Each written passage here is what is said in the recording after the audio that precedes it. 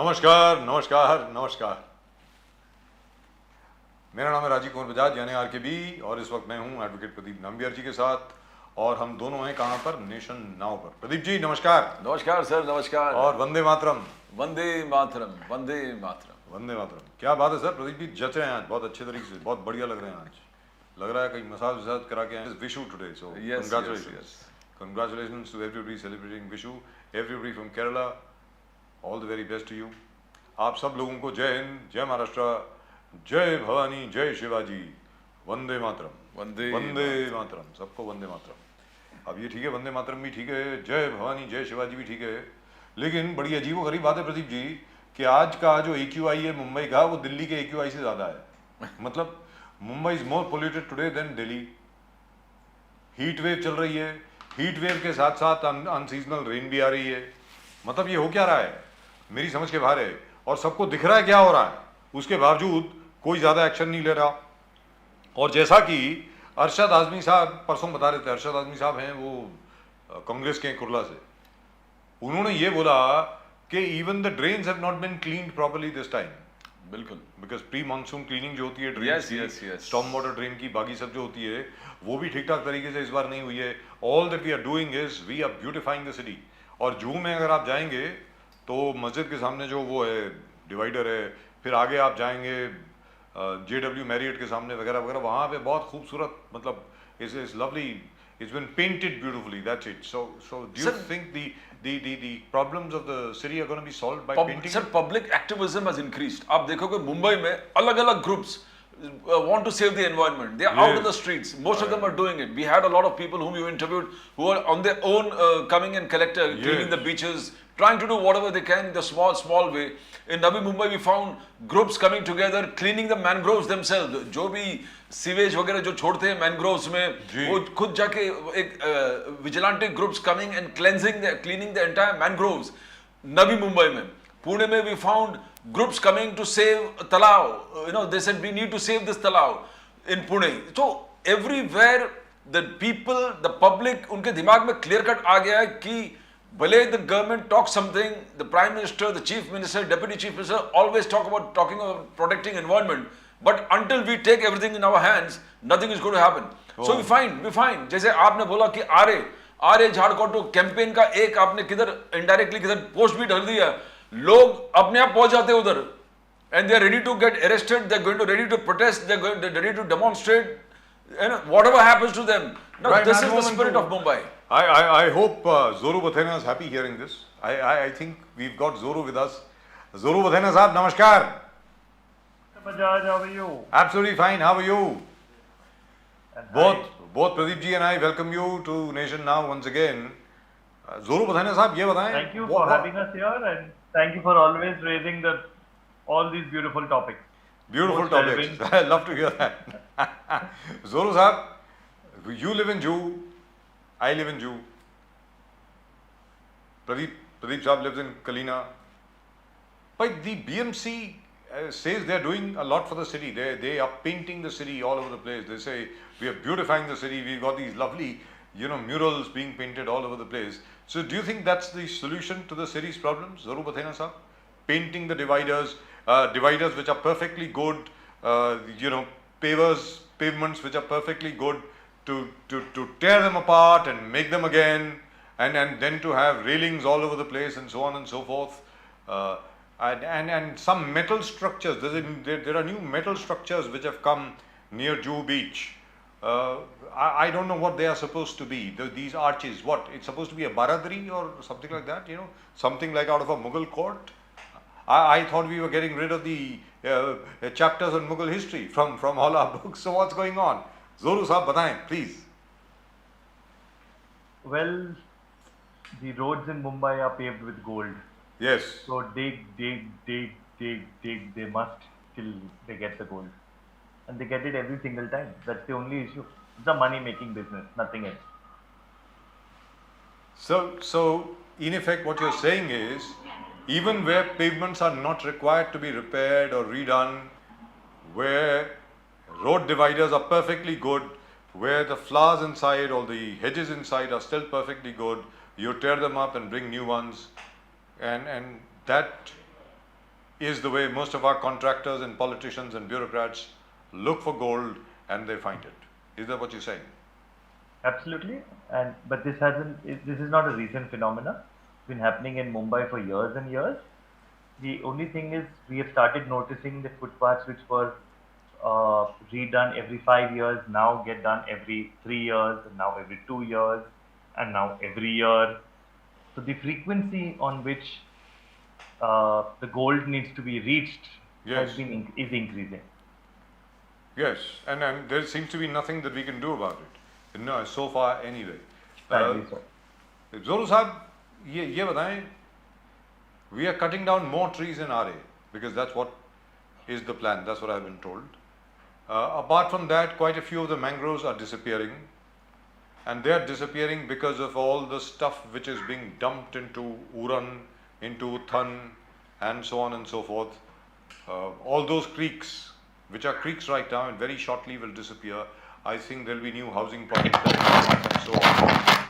So, is there any way of stopping it? Is there any way of saving all this stuff right now, or do you think it's too late? I think we've already crossed the line of too late. It's you can see the situation in Mumbai. Just look out the window, you will see what's happening nearly every day, every week. The air quality, the temperatures, the heat wave, and very soon there'll be a drought. I mean, it's all interlinked. You can't have one without the other. The city and it is being destroyed in front of our eyes, and sadly most of us are helpless about it.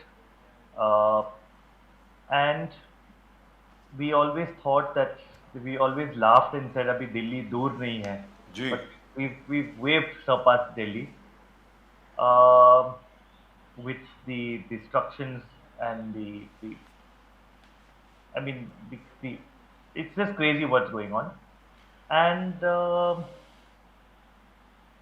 it's I think the government believes that the more environment they destroy, the more development they seem to perceive, or people seem to perceive that the more damage they do, it's equated to development. But that's absolutely wrong.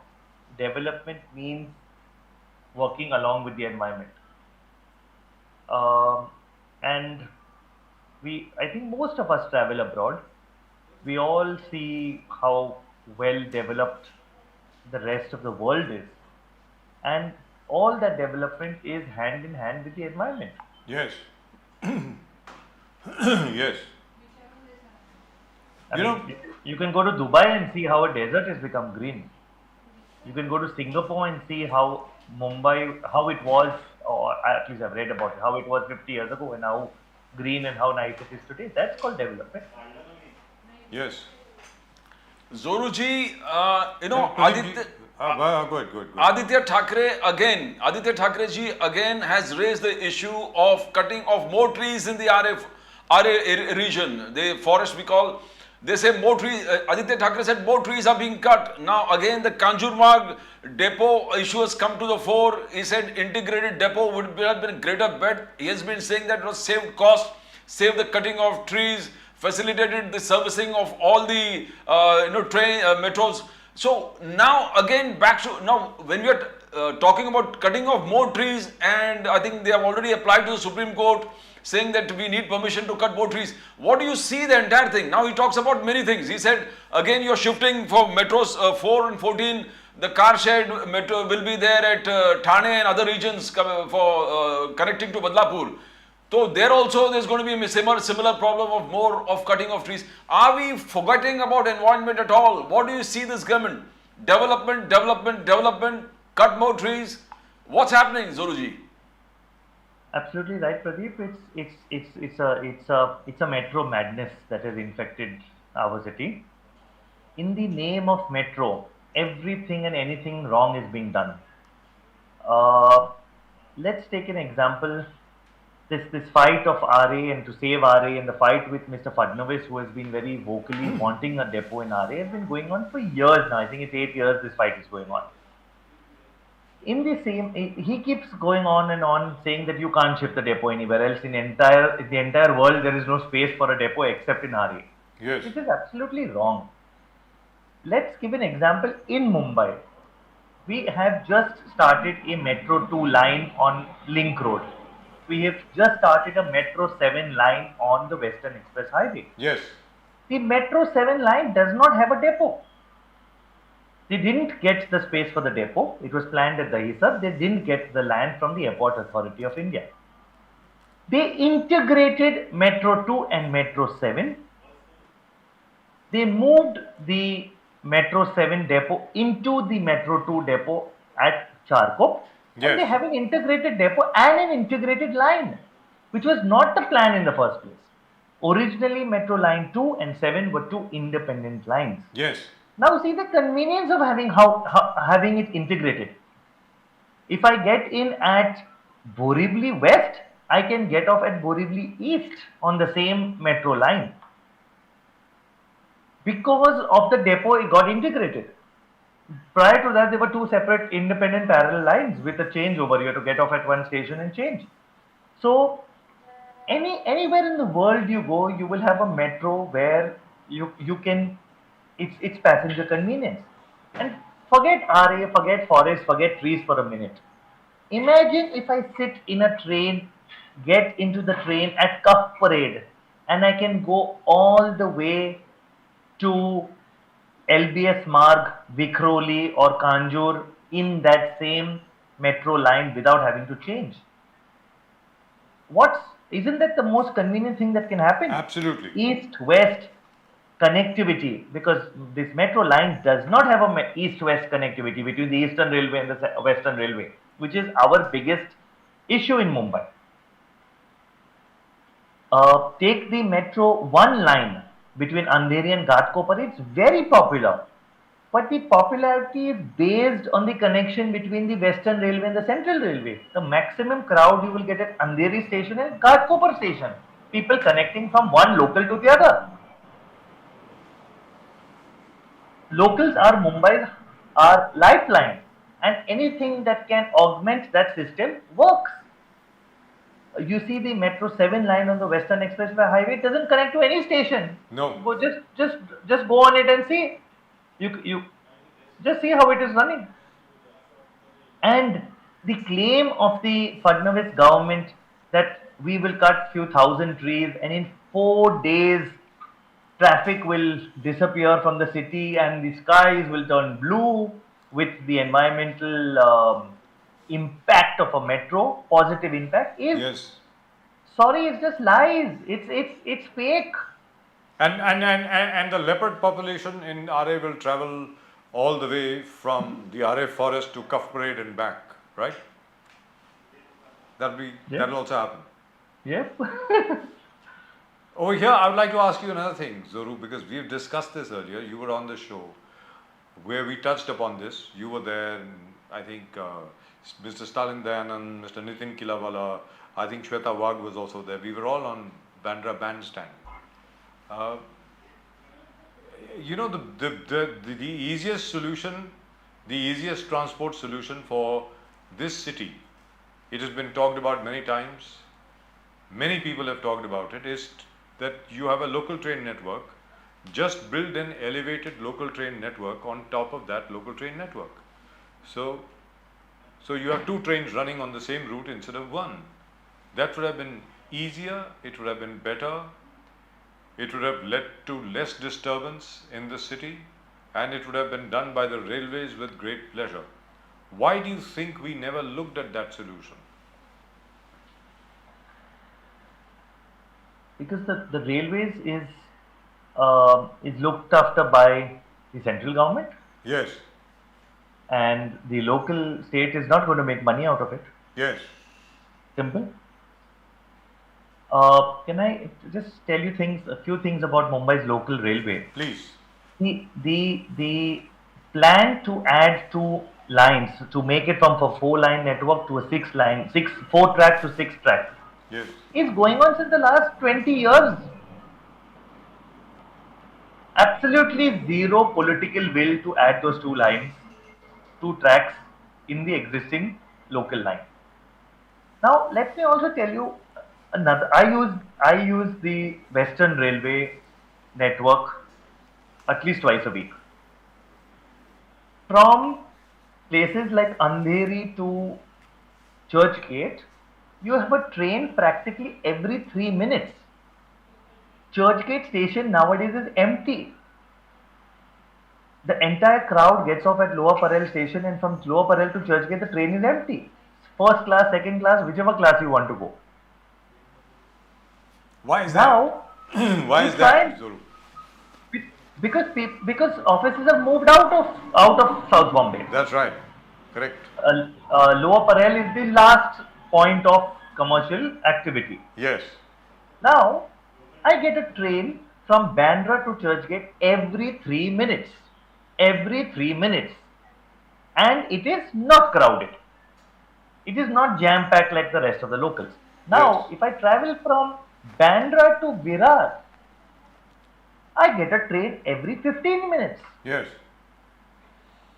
Why can't they have and those trains are jam-packed. Correct. So why can't they have a train every 3 minutes to Virar? Yes. If it can go to Churchgate, why can't it go to Virar? You don't need new tracks, you don't need more trains, you don't need anything else. Why can't you augment the existing system? So why There is aren't we no doing will. it? Because, okay, may I answer this with another example? Please go ahead. Metro line 2 and 7 has just started on a full track. The full lines have started, say, 2 months ago. Yes. They started with a frequency of trains 5 to 7 minutes. Every 5 to 7 minutes you would get a train. Very convenient, but the trains were running empty. Yes.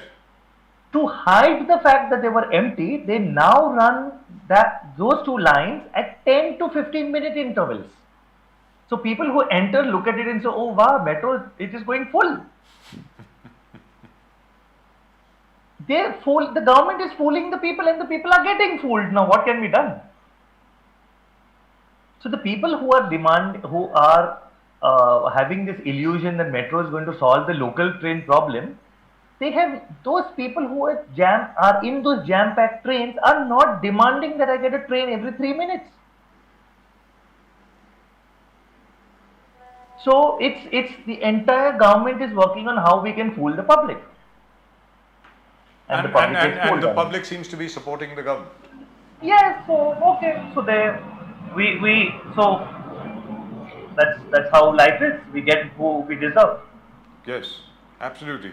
But the only thing is that as far as the local train network is concerned, Pradeep ji, Bilkul. and Zoru Saab, local train network is already there. My point is, all you needed to do was to upgrade the local train network. अगर आज आप local train network को upgrade कर देते हैं तो बाकी जो शहर में डिसरप्शन हो रही है खोदने की वजह से तोड़ने की वजह से ये जो this flurry of activity going on all over the place just to show the world that India is marching forward you know it would be much less. Now my point is, why don't other political parties or other people actually present this point of view? And that goes for the media too. Apart from a few people like us, and I'm not being arrogant here, I'm just saying that, you know, we've always been very realistic about what should or should not be there. All I'm saying is, why doesn't the media also present other points of view? Zoruza. Well, there are two views to this. I do believe the media does present a lot of our views. That is why RA is well known. Yes. Issues like Kanjura Marg are well known. So media does present a lot of facts. It's not that they don't. But let's give an example of again coming back to Mumbai's latest metro lines, Metro 2 and Metro 7. Yes. The government is very proud that in the last 1 month we had 1 million people traveling, 10 Yes. lakh people traveling. Yes. They're very proud of it. And they are very proud that 1.5 lakh people use the metro in a day. Yes. But they are hiding the fact that it is designed for 6.5 lakh people a day in the first year of operation, not Yes. after 30 years. So, by their own records, the new metro lines are running at 25% capacity. So why That is that means- happening? Zoru, this is a very important point. Because the local train network is designed for an X number of people, and the number of people using it is 10 multiplied by X, right? And as far as the metro network is concerned, 6.5 lakh people are supposed to be using it per day, but it is being used by only 1.5 lakh people. So why? What could be the possible reason? Because it's still quicker to go by the local train. And more convenient. Yes, and more convenient. Pradeep, Zoruji- And let me also put it this way, that even if I'm on Link Road Yes. and I travel from one end to the other end on not on a peak traffic at a normal time of the day, my rickshaw or even my BST bus is faster than climbing up those 3 floors to the metro, waiting 10 minutes for a metro, and that metro stops at every one kilometer stops like a BST bus. So all these things. See, metro is a very convenient mode of transportation. I'm not in any way saying that a metro is not good, but it's not the solution to the city's woes. And to say that metro is some God given engineering marvel which will solve all the city's woes is absolutely false. Zoruji, now we got a big problem recently. The Gorai residents, we're talking about Gorai, the Gorai residents came out totally against any kind of development. The most important thing was they didn't want a bridge over the Gorai Khadi, they didn't want a bridge over the Gorai, Manori Creek. Manori Creek. The most important thing that we don't want a dumping ground here. They wanted to make Gorai a dumping ground also. The residents have protested. They said no dumping ground here. When, Zoru Sahab, you have been working a lot on these things. Why can't the government come up with a scientific kind of a dumping ground which will be acceptable to the people? Because Kanjur Marg alag-alag jagah jahan par aap dekhte ho, the people are fed up. The stench, the stink, even while traveling in trains, even now we get Twitter complaints that please do something about these things because when the train touches Kanjur Marg, you're getting the stink of garbage. What, you have been working on this. What can the government do to make it more scientific, less smelling, less eco-friendly, and less public repulsion? How do you get all these things together on the dumping grounds? Because we need a solution on the dumping grounds, Joruji. First of all, again, it's a systematic problem, and again, it boils down to absolute blatant corruption in the system.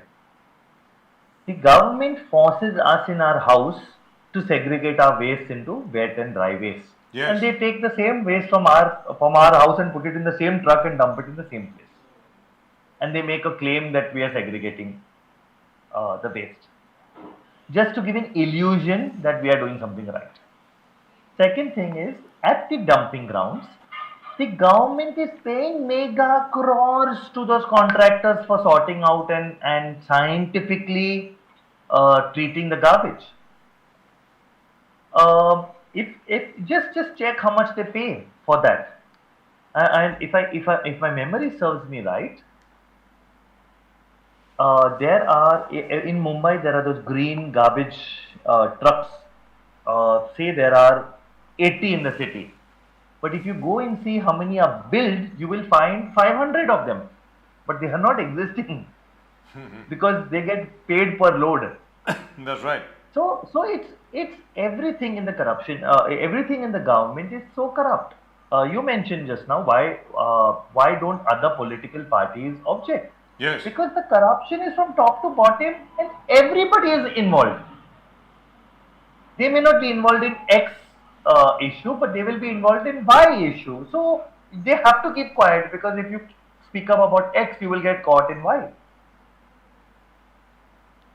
Where is the solution, Zoruji? I mean, what can be more done where the dumping grounds are concerned to make it more scientific, to make it recycling of waste, talk, because 53,000 crore budget. We need to do something to take care of, because garbage is not something that you can wish that not there. It is going to be there. How do we recycle garbage, create energy, make some use of the garbage all around the city? Everything is available in the city. technology is there, knowledge is there. It's only there is no will to do it right. How to make the government have the will to do it right? I don't know. I'm sorry. Zoru Badhena Sahab, as far as you are concerned, and many of your other colleagues are concerned, recently we had a gentleman here from one of the ruling parties who accused you and your other colleagues of fronting for Godrej. Now, where did that come from? I have no idea. So, I our have no idea. question, You have to our ask question them. to that person was whether they are fronting for Godrej or for Mr. Modi. As long as they are doing something good for the city, we are very happy. My point is, that has been the kind of allegation, accusation, charges that you have had to live with all your life. That you are anti-development, that you don't want the city to prosper, that you are stopping this or stopping that. How do we explain to people that, hey, listen, we are not stopping anything.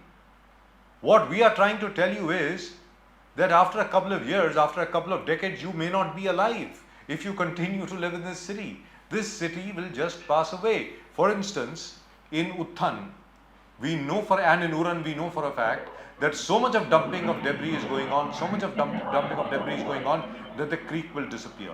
We know for a fact that there are so many mangroves which have just about been decimated. So the next time there is a surge in the sea, high tide takes place, it is more than the usual, and if there is inordinate amount of rain, as happened on the 26th of July 2005, this city will not just drown, and the water will have no place to go. The water will just sit here. It will not be drained out. Even during low tide, it will not go out. Now, my point is, what do we have to do to get people on board and tell them, hey, listen, this is your city. Just try and save it, and this is the only way to save it. Zoru Sahib. Sadly, unless it affects us personally, very few people are really interested in speaking about it. The moment it affects them, they will speak about it. Sorry. Sorry, Is, you want to have a sorry. glass of water or something? No. Just give me a sec.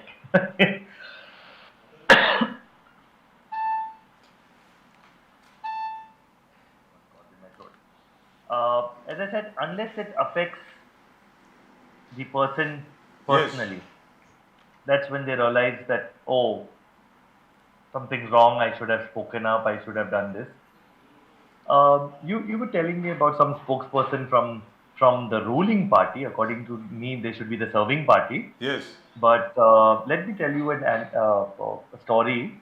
2019, the Fadnavis government had come out with a story that Kanjur Marg can't be used as a depot because it's owned by a private party. Yes. And that private party is demanding 5,000 crores from the government to use that land. Yes. At that time also, the spokesperson for the BJP had come on national TV and said that Zoru Bathena's family owns that land and therefore he wants the 5,000 crores. So, I took the trouble to contact this gentleman who made the statement, and I said, wow, my family owns, you say that my family owns a 5,000 crore property in Kanjur, which I never had any clue. I'm glad I have come to learn about this. Please give me the details because I'd like to hand it over to the government. I never knew it was mine, so please keep it. And that guy never opened his mouth again about this. So this is the problem. They just, for the sake of saying things, a lot of people say a lot of things. Yes. And 90% it will be to hide their own wrongs. That's right. So let's look at it this way. You mentioned Dubai. Dubai is looking green now. All right. The whole of the United Arab Emirates is working hard towards creating a lot of green stuff all around. Saudi Arabia is planning to grow wheat and corn and other things right there in the desert. They're using drip irrigation to try and green the desert.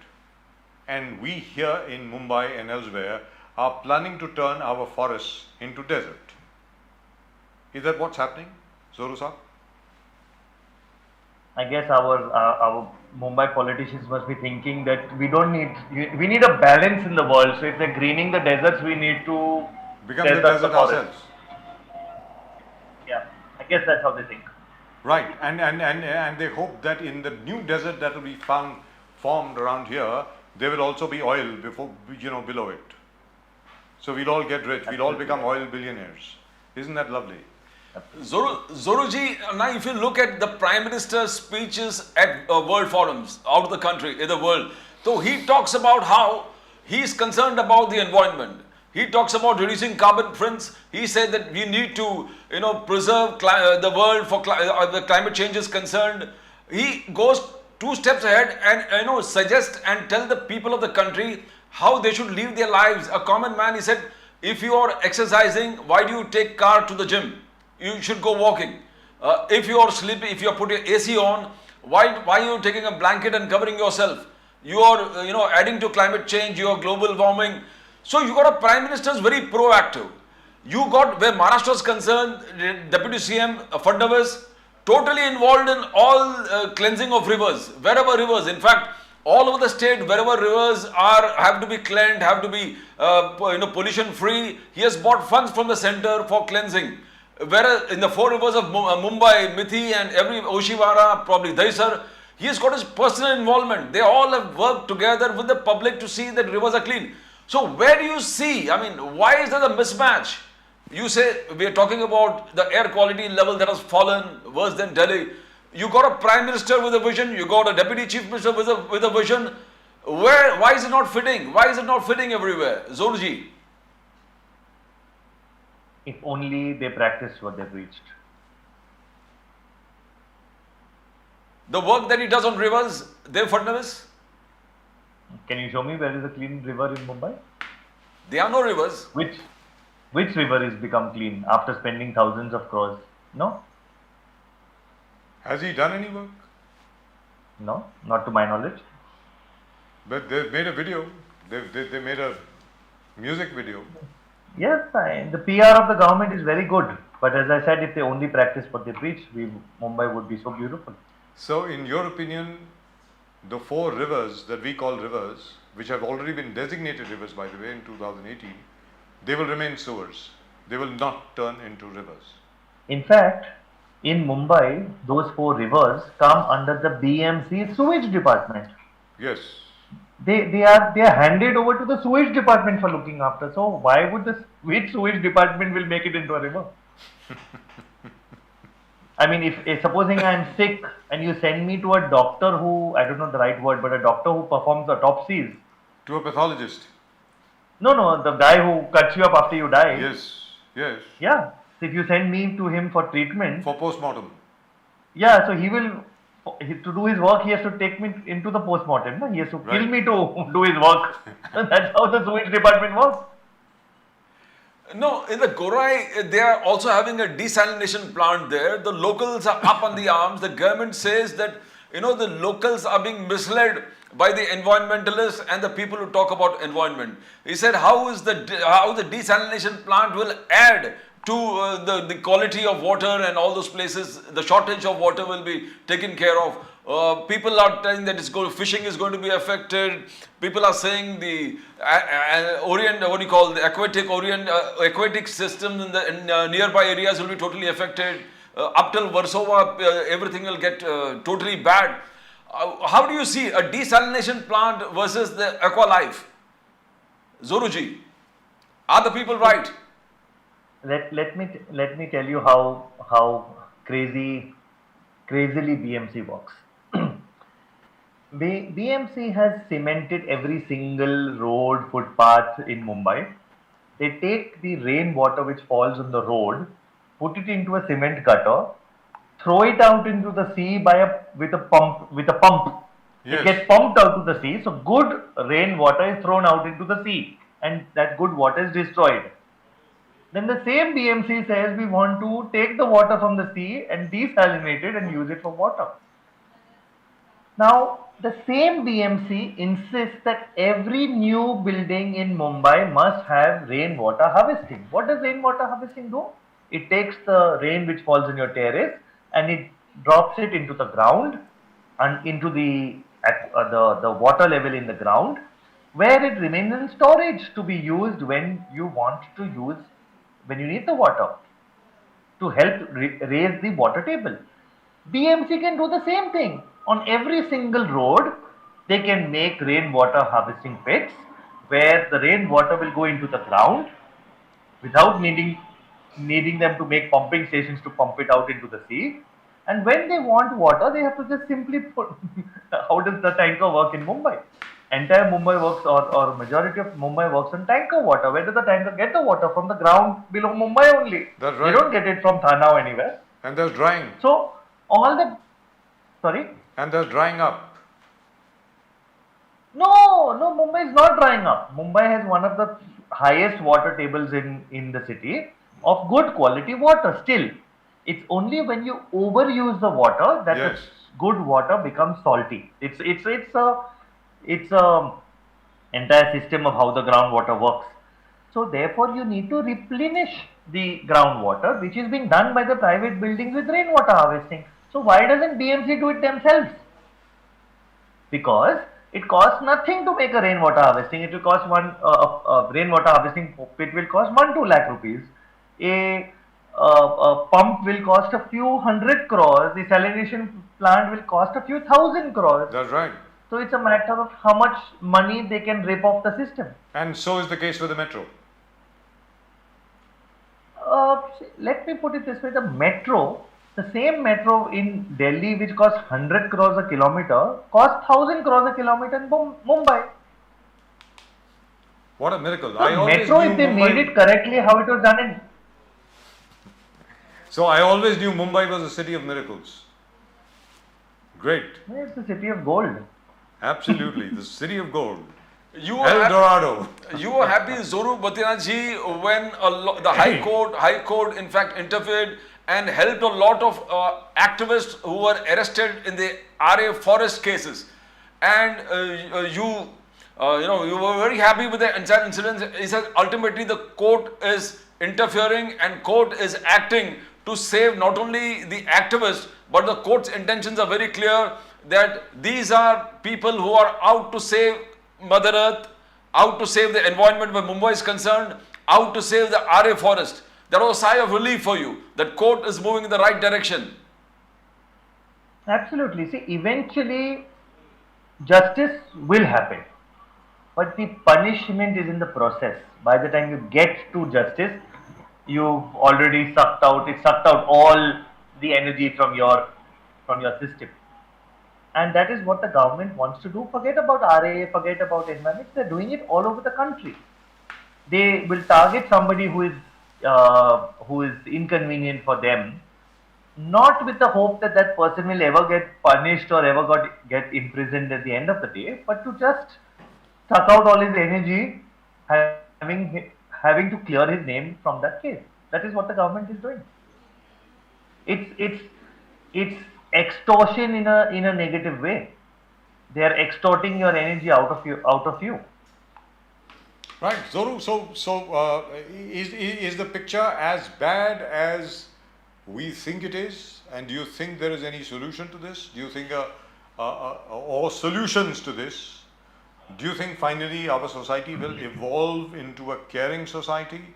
Like, for example, if you have the you have the example of the German, you have the example of the Black Forest, where they refused absolutely to cut a single tree. When they had to drive a path through the Black Forest, the path moved around the trees.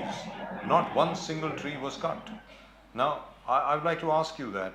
Do you think finally we will evolve into a society which actually loves its trees, as we are so fond of telling the world that before we used to cut down a tree during the Vedic age, we had to pray to that tree and tell him that, hey, listen, we need you, which is why we are cutting you down. And because we are cutting you down, we are planting 100 more trees. Do you think we will ever evolve into that kind of a civilization, sir? It's all depends on the person and his wish or his will of the person in power. Gee. I don't think we can really force people to appreciate trees or like nature or appreciate forests. Yes. it's something that can't be forced on anybody. Uh, there is a very beautiful saying that's a tree that moves people to tears is just a green thing in the way for other people. Yes. So Isn't that sad? yeah, but it's a fact. Yes. Yeah, I mean, beauty is in the eyes of the beholder. Some people think trees are beautiful. Some people think they are a pain in their path. Yes. An obstacle that has to be gotten Yeah. rid of. Yeah. Right, it's been a great pleasure talking to you as always. This is Zoru Bathena. Keep up the great work. We're all really proud of what you're doing.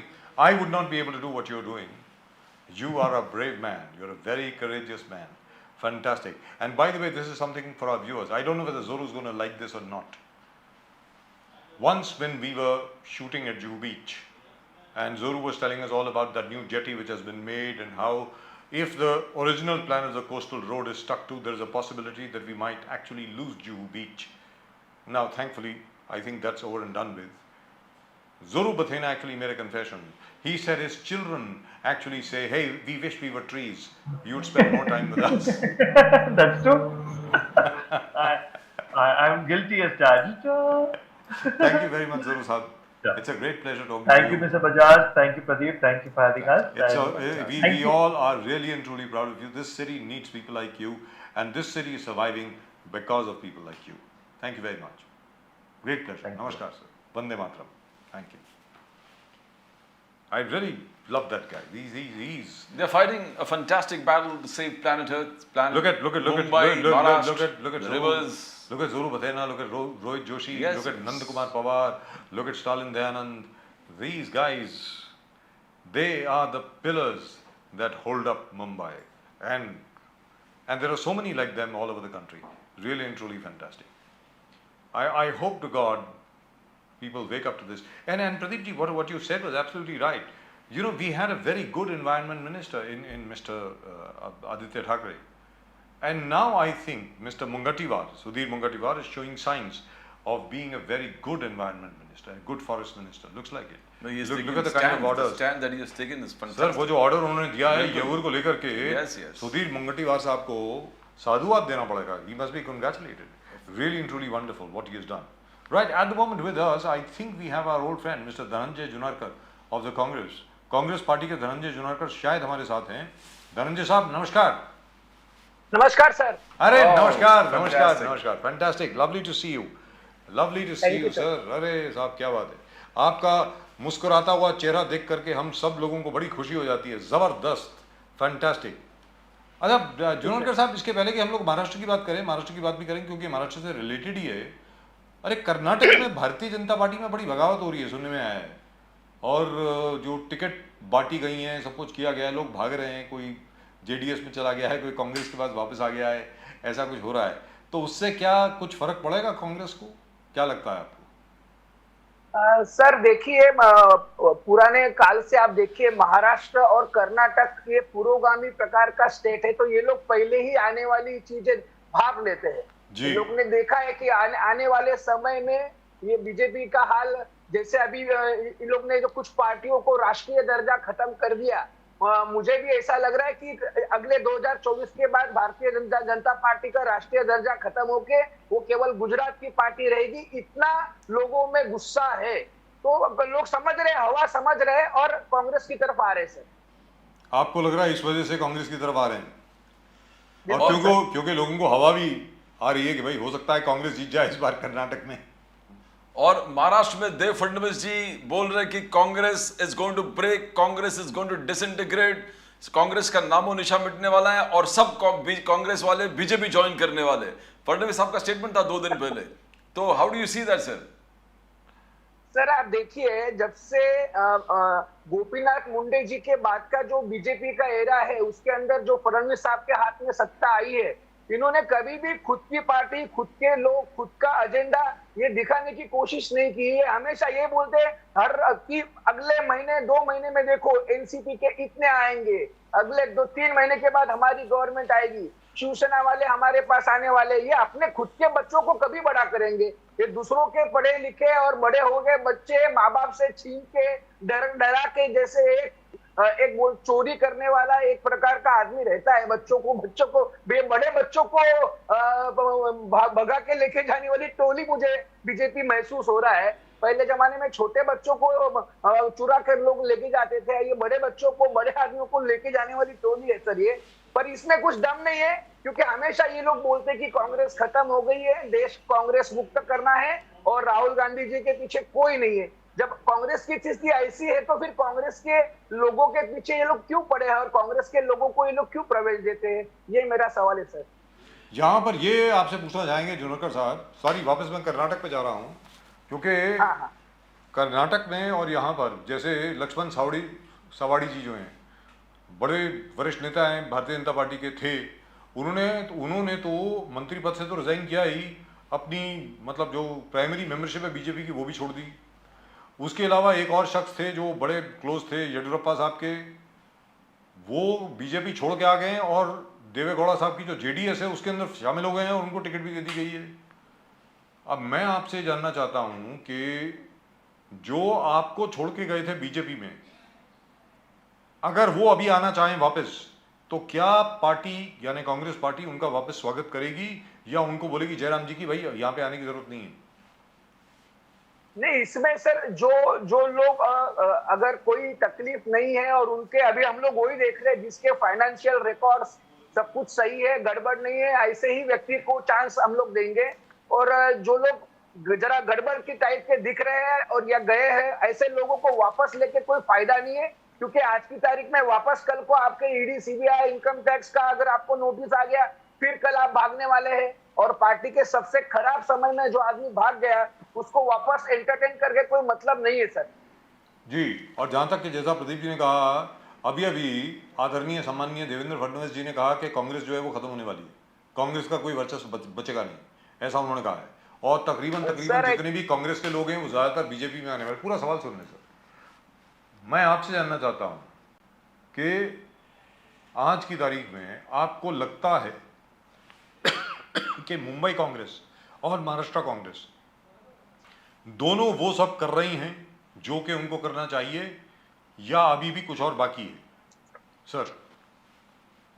Sir ऐसा है कि कुछ Mumbai university में ज्योतिष विषय को ये लोग परमिशन दे रहे हैं, ऐसा लग रहा है। जिस प्रकार से फडणवीस साहब हर अलग अलग एस्ट्रोलॉजी के जैसे भाकित करते हैं, अनुमान करते हैं कि ये होगा ये होगा, एक ज्योतिष से भी ज्यादा है इनकी पीएचडी इनको मिल गई है। और ऐसे भी एकनाथ शिंदे साहब को भी ये लोग ने पीएचडी दिलवा दी है, तो ये लोग तो बड़े बुद्धिमान लोग हैं। और रही बात मुंबई कांग्रेस और महाराष्ट्र कांग्रेस की, वो पूरी ईमानदारी से काम कर रही है। हम लोग का प्रॉब्लम ये हो गया कि सर हम लोग आज की तारीख में शिवसेना बीजेपी के खिलाफ मुंबई में हम लोग का एजेंडा और हमारी मानसिक स्थिति वो लेके हम चल रहे थे, तो वो हमारा एजेंडा दूर होने से हम लोग कुछ आंदोलन करना चाहते थे कुछ विषयों पे, कुछ एजेंडे पे, फिर उसके लिए हमको बड़ा टारगेट और बड़ी चीज ध्यान में रखने के वजह से फिर कुछ चीजों पे हमको दुर्लक्ष्य करना पड़ा। वो हिसाब से और सबको लेके चलने में सर आपको पूरा एजेंडा आपका नहीं चल सकता, दूसरी भी पार्टियां हैं उनका लेके चलना चाहिए। तो आपको शायद कहीं हमारे में कमतरता नजर आ रही होगी, लेकिन आप जो अंडर करंट है मुंबई महाराष्ट्र में मेरे से ज्यादा आप जानते हैं, लोग इलेक्शन की राह देख रहे हैं सर। आप देखिए, अगर ये लोग के पास अगर सचमुच शक्ति थी तो अंधेरी का उपचुनाव से इनको मालूम पड़ गया है कि इनको बिल्कुल सहानुभूति नहीं है और महाविकास आघाड़ी को सहानुभूति है। सर ये लोग ने आज 1-1.5 साल होने को आया, न बीएमसी के चुनाव की बात हो रही है, नगर पंचायत पंचायत समिति कोई चुनाव की ये लोग बात नहीं कर रहे सर। इसका मतलब ये डरे हुए, ये खाली खुद के कार्यकर्ताओं को जिंदा रखने के लिए और हिम्मत देने के लिए बीच बीच में ऐसी पूरियां छोड़ते हैं ताकि कार्यकर्ता लगे कि बाबा हम लोग हैं और कुछ ना कुछ अच्छा होगा सर।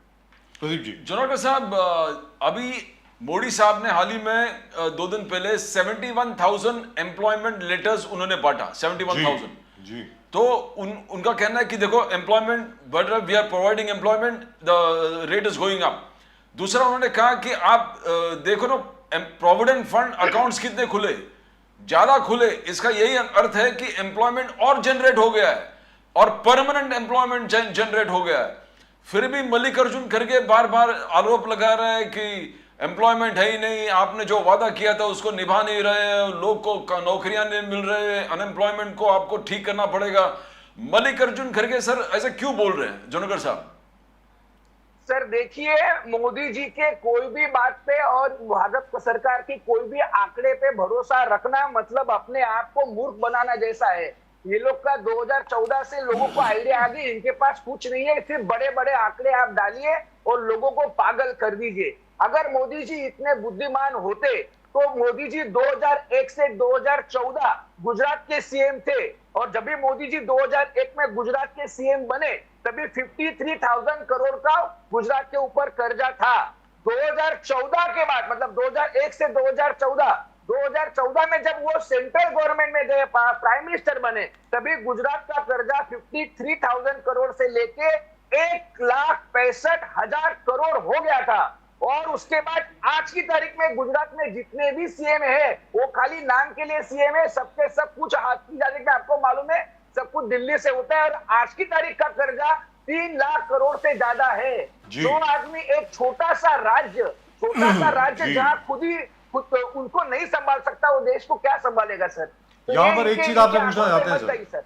सर आपसे एक चीज पूछना चाहते हैं। चलिए आपने जो बात कही, अब ये कर्नाटक में जो बीजेपी की लिस्ट निकली है उसे तो दिख रहा है कि भाई थोड़ी बहुत डिससेटिस्फैक्शन है बीजेपी में, लोग रेबेल कर रहे हैं, लड़ाई कर रहे हैं लेकिन उसका एक दूसरा पहलू भी है। वो दूसरा पहलू, ये माफ़ कीजिएगा, वो दूसरा पहलू ये है कि क्योंकि बीजेपी की टिकट शायद विनिंग टिकट है, इसलिए उसके लिए लड़ना लाजमी है, इसलिए लोग नाराज़ हैं कि भाई हमें टिकट नहीं मिल रही। एक आर्गुमेंट ये है, मैं ये नहीं कहता कि ये होगा, लेकिन एक आर्गुमेंट ये भी हो सकती है। लेकिन अगर आपकी बात पे जाएं, मान लीजिए जो आप कह रहे हैं बिल्कुल ठीक है कि भारतीय जनता पार्टी को छोड़ करके लोग कांग्रेस की तरफ आ रहे हैं, बाकी पार्टीज की तरफ जा रहे हैं, जैसे जेडीएस की तरफ जा रहे हैं, आपको क्या लगता है कि ऐसा कुछ महाराष्ट्र में भी होगा जुनकर साहब? बिल्कुल सर, आप देखिए, इनके पास कोई एजेंडा नहीं। आज 2014 में मोदी जी का कैसा था, देश को मोदी जी का कोई पॉलिटिकल क्या है, एक नया हीरो आता है तो उसका कोई पिक्चर जब तक कोई हिट है क्या है पूरे देश को मालूम नहीं था। वो अभी लोगों को मालूम पड़ गया कि इनके पास कुछ नहीं है। आज की तारीख में उनके जो वादे थे 2014 में, जैसे 15 लाख करोड़ आएंगे, 2 करोड़ नौकरियां हर साल आएगी, काला धन वापस आएगा, भ्रष्टाचार खत्म हो जाएगा, किसानों की आय 2000। सर यहाँ पर एक चीज मैं करेक्ट करना चाहता हूँ, सॉरी जुनकर साहब, हम आपको बहुत पसंद करते हैं, वेरी फ्रैंकली स्पीकिंग। आप जो बोलते हैं बहुत अच्छा बोलते हैं, लेकिन फिर भी एक थोड़ा सा मैं सुधार कर दूं। हर जगह पर मैं ये बोलता हूं, मैं कोई बीजेपी का प्रवक्ता नहीं, आप जानते हैं। अगर हम लोग सिर्फ बीजेपी के ही होते तो आपको कभी ऐसा चांस नहीं देते। कांग्रेस के प्रवक्ता को हम ये नहीं कहते कि आपको जो बोलना है बोलिए। सर आदरणीय सम्माननीय नरेंद्र मोदी जी ने ये कभी नहीं कहा कि हर एक के अकाउंट में 15 लाख आएगा, कभी नहीं कहा। उन्होंने ये कहा था, पूरी बात सुन लें सर, उन्होंने ये कहा था, नरेंद्र मोदी ने ये कहा था कि स्विस बैंकों में और अन्य जगह पे जो अलग हैं, मतलब आइल ऑफ मैन हो गई, फेरो आइलैंड्स हैं, बाकी जगह पे जो भारत का काला धन छिपा हुआ है अलग अलग विदेशी बैंकों में, अगर वो वापस आ जाए आज तो हर एक के बैंक अकाउंट में 15 लाख रुपए आ सकता है, हर भारतीय के बैंक अकाउंट में 15 लाख रुपए आ सकता है, ऐसा मोदी जी ने कहा। अब उसको सब लोगों ने ये कह दिया कि 15 लाख रुपए अकाउंट में आएंगे, और भारतीय जनता पार्टी के जितने लीडर थे उन्होंने भी ये कॉन्ट्रडिक्ट नहीं किया। वो बात बिल्कुल ठीक है, लेकिन मोदी जी ने खुद ऐसा नहीं कहा। आगे आप जो बोल रहे थे आप बोलिए सर, प्लीज गो अहेड। ठीक है सर, वो आपका इंटरप्रिटेशन मैं मानता हूं, और मैं 2 मिनट के लिए मैं आपकी बात भी मान लेता हूं।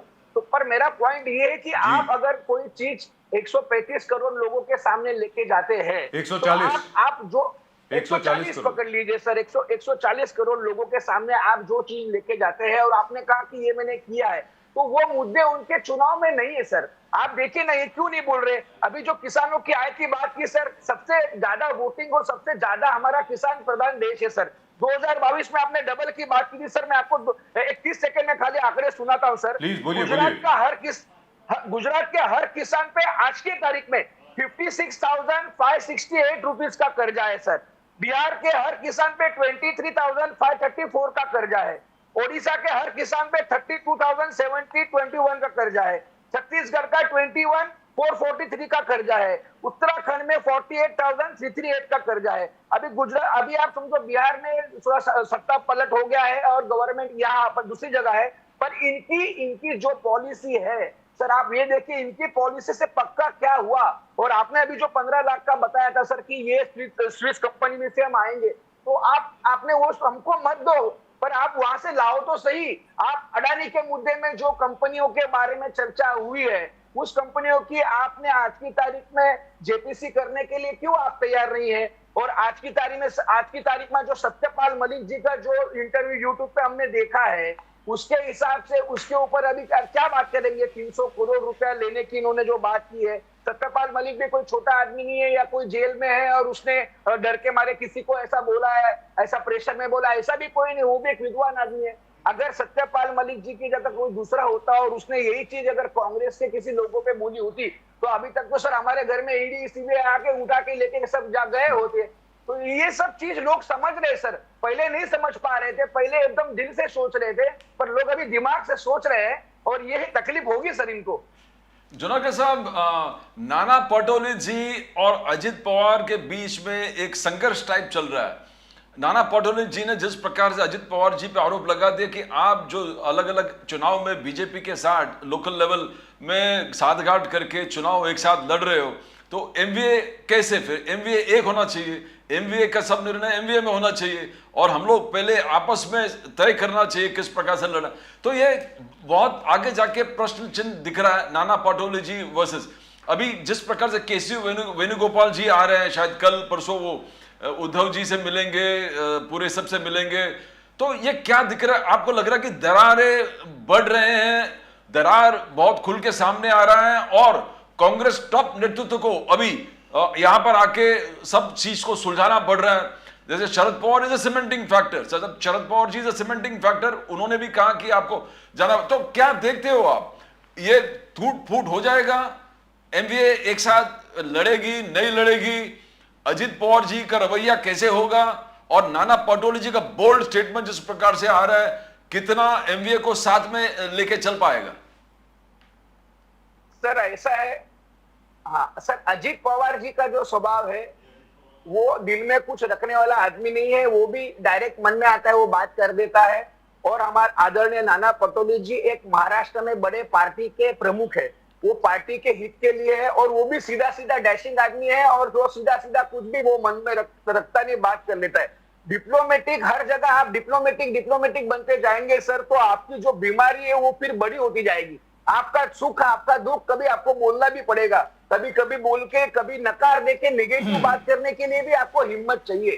तो अगर आपने ये कहा है कि अगर आप ये बीजेपी के साथ छोटे लेवल पे भी जा रहे हो तो ये अपने को तकलीफ वाली बात है, तो उन्होंने एक सच्ची बात कर दी। उनके मन में कोई गलत नहीं है, वो उनका रिजल्ट अनुमान क्या है कि अगर आप ऐसा नहीं करते हो तो वहां के लोकल जो लोग है कल के इलेक्शन में फिर वो प्रचार कैसे करेंगे? अगर आप नीचे के लेवल पे, ग्राम पंचायत के लेवल पे या बाजार समिति के इलेक्शन में, एक्चुअली वो थोड़ा सा गड़बड़ उधर उनका हुआ है, मार्केट कमेटी जिसको हम लोग इंग्लिश में बोलते हैं। तो अगर उस लेवल पे अगर कार्यकर्ता राष्ट्रवादी का बीजेपी के साथ गया, तो जब कल को इलेक्शन विधानसभा का आएगा या लोकसभा का आएगा, तो सर वो किस प्रकार से अपना झंडा पकड़ेगा, किस प्रकार से मन होगा और फिर किस प्रकार से वोटिंग में परिवर्तन होगा। और अभी जो वोटिंग होने वाला है सर, एक एक वोट का मारामारी होने वाला है, एक एक आदमी का मारामारी होने वाला है, एक एक कार्यकर्ता, ये लोग तकलीफ देंगे, एक एक को नोटिस निकालेंगे, एक एक को जेल में डालेंगे। ऐसे समय पे सर जो अपने अच्छे लोग हैं वो एक विचार में हुए हैं, उनको साथ में आना चाहिए।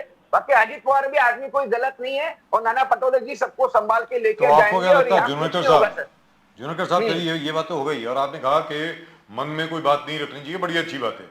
लेकिन कभी कभी क्या होता है कि बात जबान से निकलती है और जो बात है वो आपको गांव से निकलवा देती है, ये भी हो जाता है कभी कभी। जबान से बात निकलती है और बात पार्टी तोड़वा देती है, संगठन टूट जाता है, अलायंस भी टूट जाती है।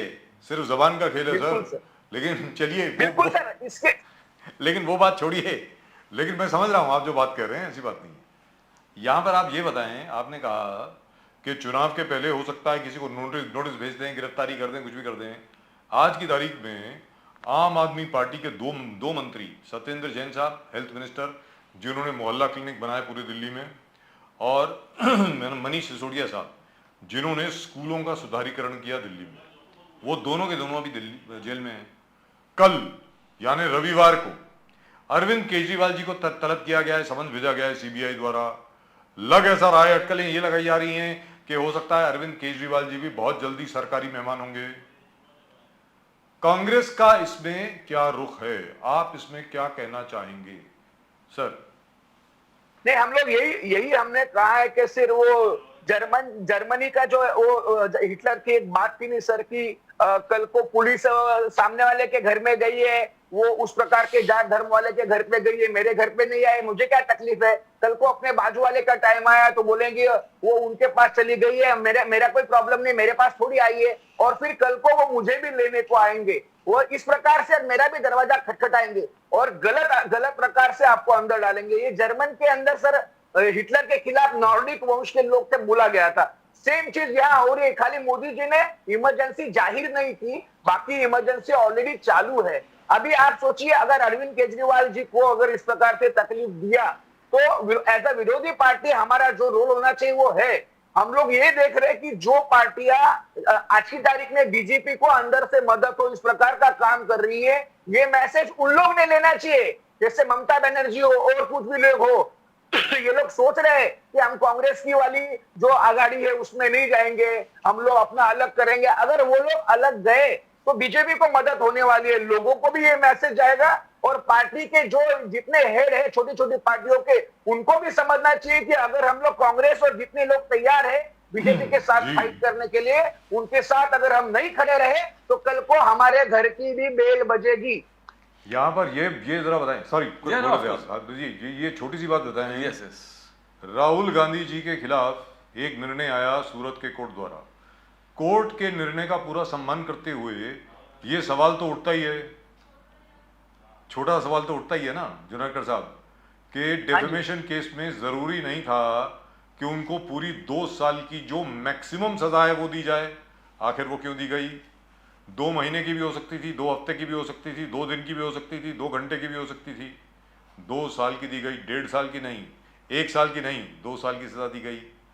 फौरन उसके बाद उनको बाहर कर दिया गया लोकसभा से। और तो और छोड़िए, 2A मोतीलाल नेहरू प्लेस, सबसे पुराना बहुत जबरदस्त address, almost as famous as 10 Janpath, and of course racecourse road, अब जिसको जन कल्याण मार्ग बोलते हैं, 6-7 रेसकोर्स रोड जो प्राइम मिनिस्टर का रेजिडेंस है, तकरीबन उतना ही famous 2A Motilal Nehru place है। वहां से भी उनके लिए एविक्शन नोटिस आ गया कि भाई घर खाली कीजिए।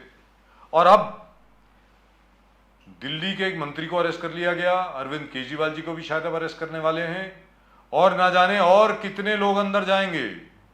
मेरा यह कहना है कि अब क्या वक्त नहीं आ गया है कि जितने भी गैर भारतीय जनता पार्टी संगठन हैं सब इकट्ठे हो जाएं और एक यूनाइटेड फ्रंट प्रेजेंट करें पूरे हिंदुस्तान में, जैसा 1975 के पहले 25 जून 1975 के पहले जयप्रकाश नारायण जी ने हर एक को इकट्ठा कर दिया था, हर एक कोई एक मंच पर आ गया था। इसी तरीके से आप लोगों को भी कुछ करना चाहिए, आपको लगता नहीं है जुनकर साहब?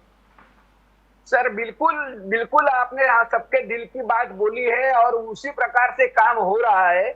आदरणीय नीतीश कुमार जी को जिस प्रकार से जिम्मेदारी दी गई है और वो मेहनत भी कर रहे हैं, पर आप देखिए 1975 का जो राजनीति था, जिस प्रकार के लोग आपस में काम करते थे और इस एक दूसरे को आदर देना, वो और अभी जिस प्रकार के एक हम लोग जो सुनते हैं 200, 500, 1000 करोड़ के गड़बड़ी घर पे मिल रहे, के घर पे 500, 100 करोड़ मिल रहे, ऐसे लोग की राजनीति और 1975 की राजनीति में बहुत फर्क है। आप देखिए ममता बनर्जी, मायावती, ये सब फायर ब्रांड लीडर थे, ये अभी कैसे शांत हो गए हैं। इनको कॉन्फिडेंस ही नहीं है, वो ये लोकल लेवल में जीत गए, उधर ही ये लोग खुश है।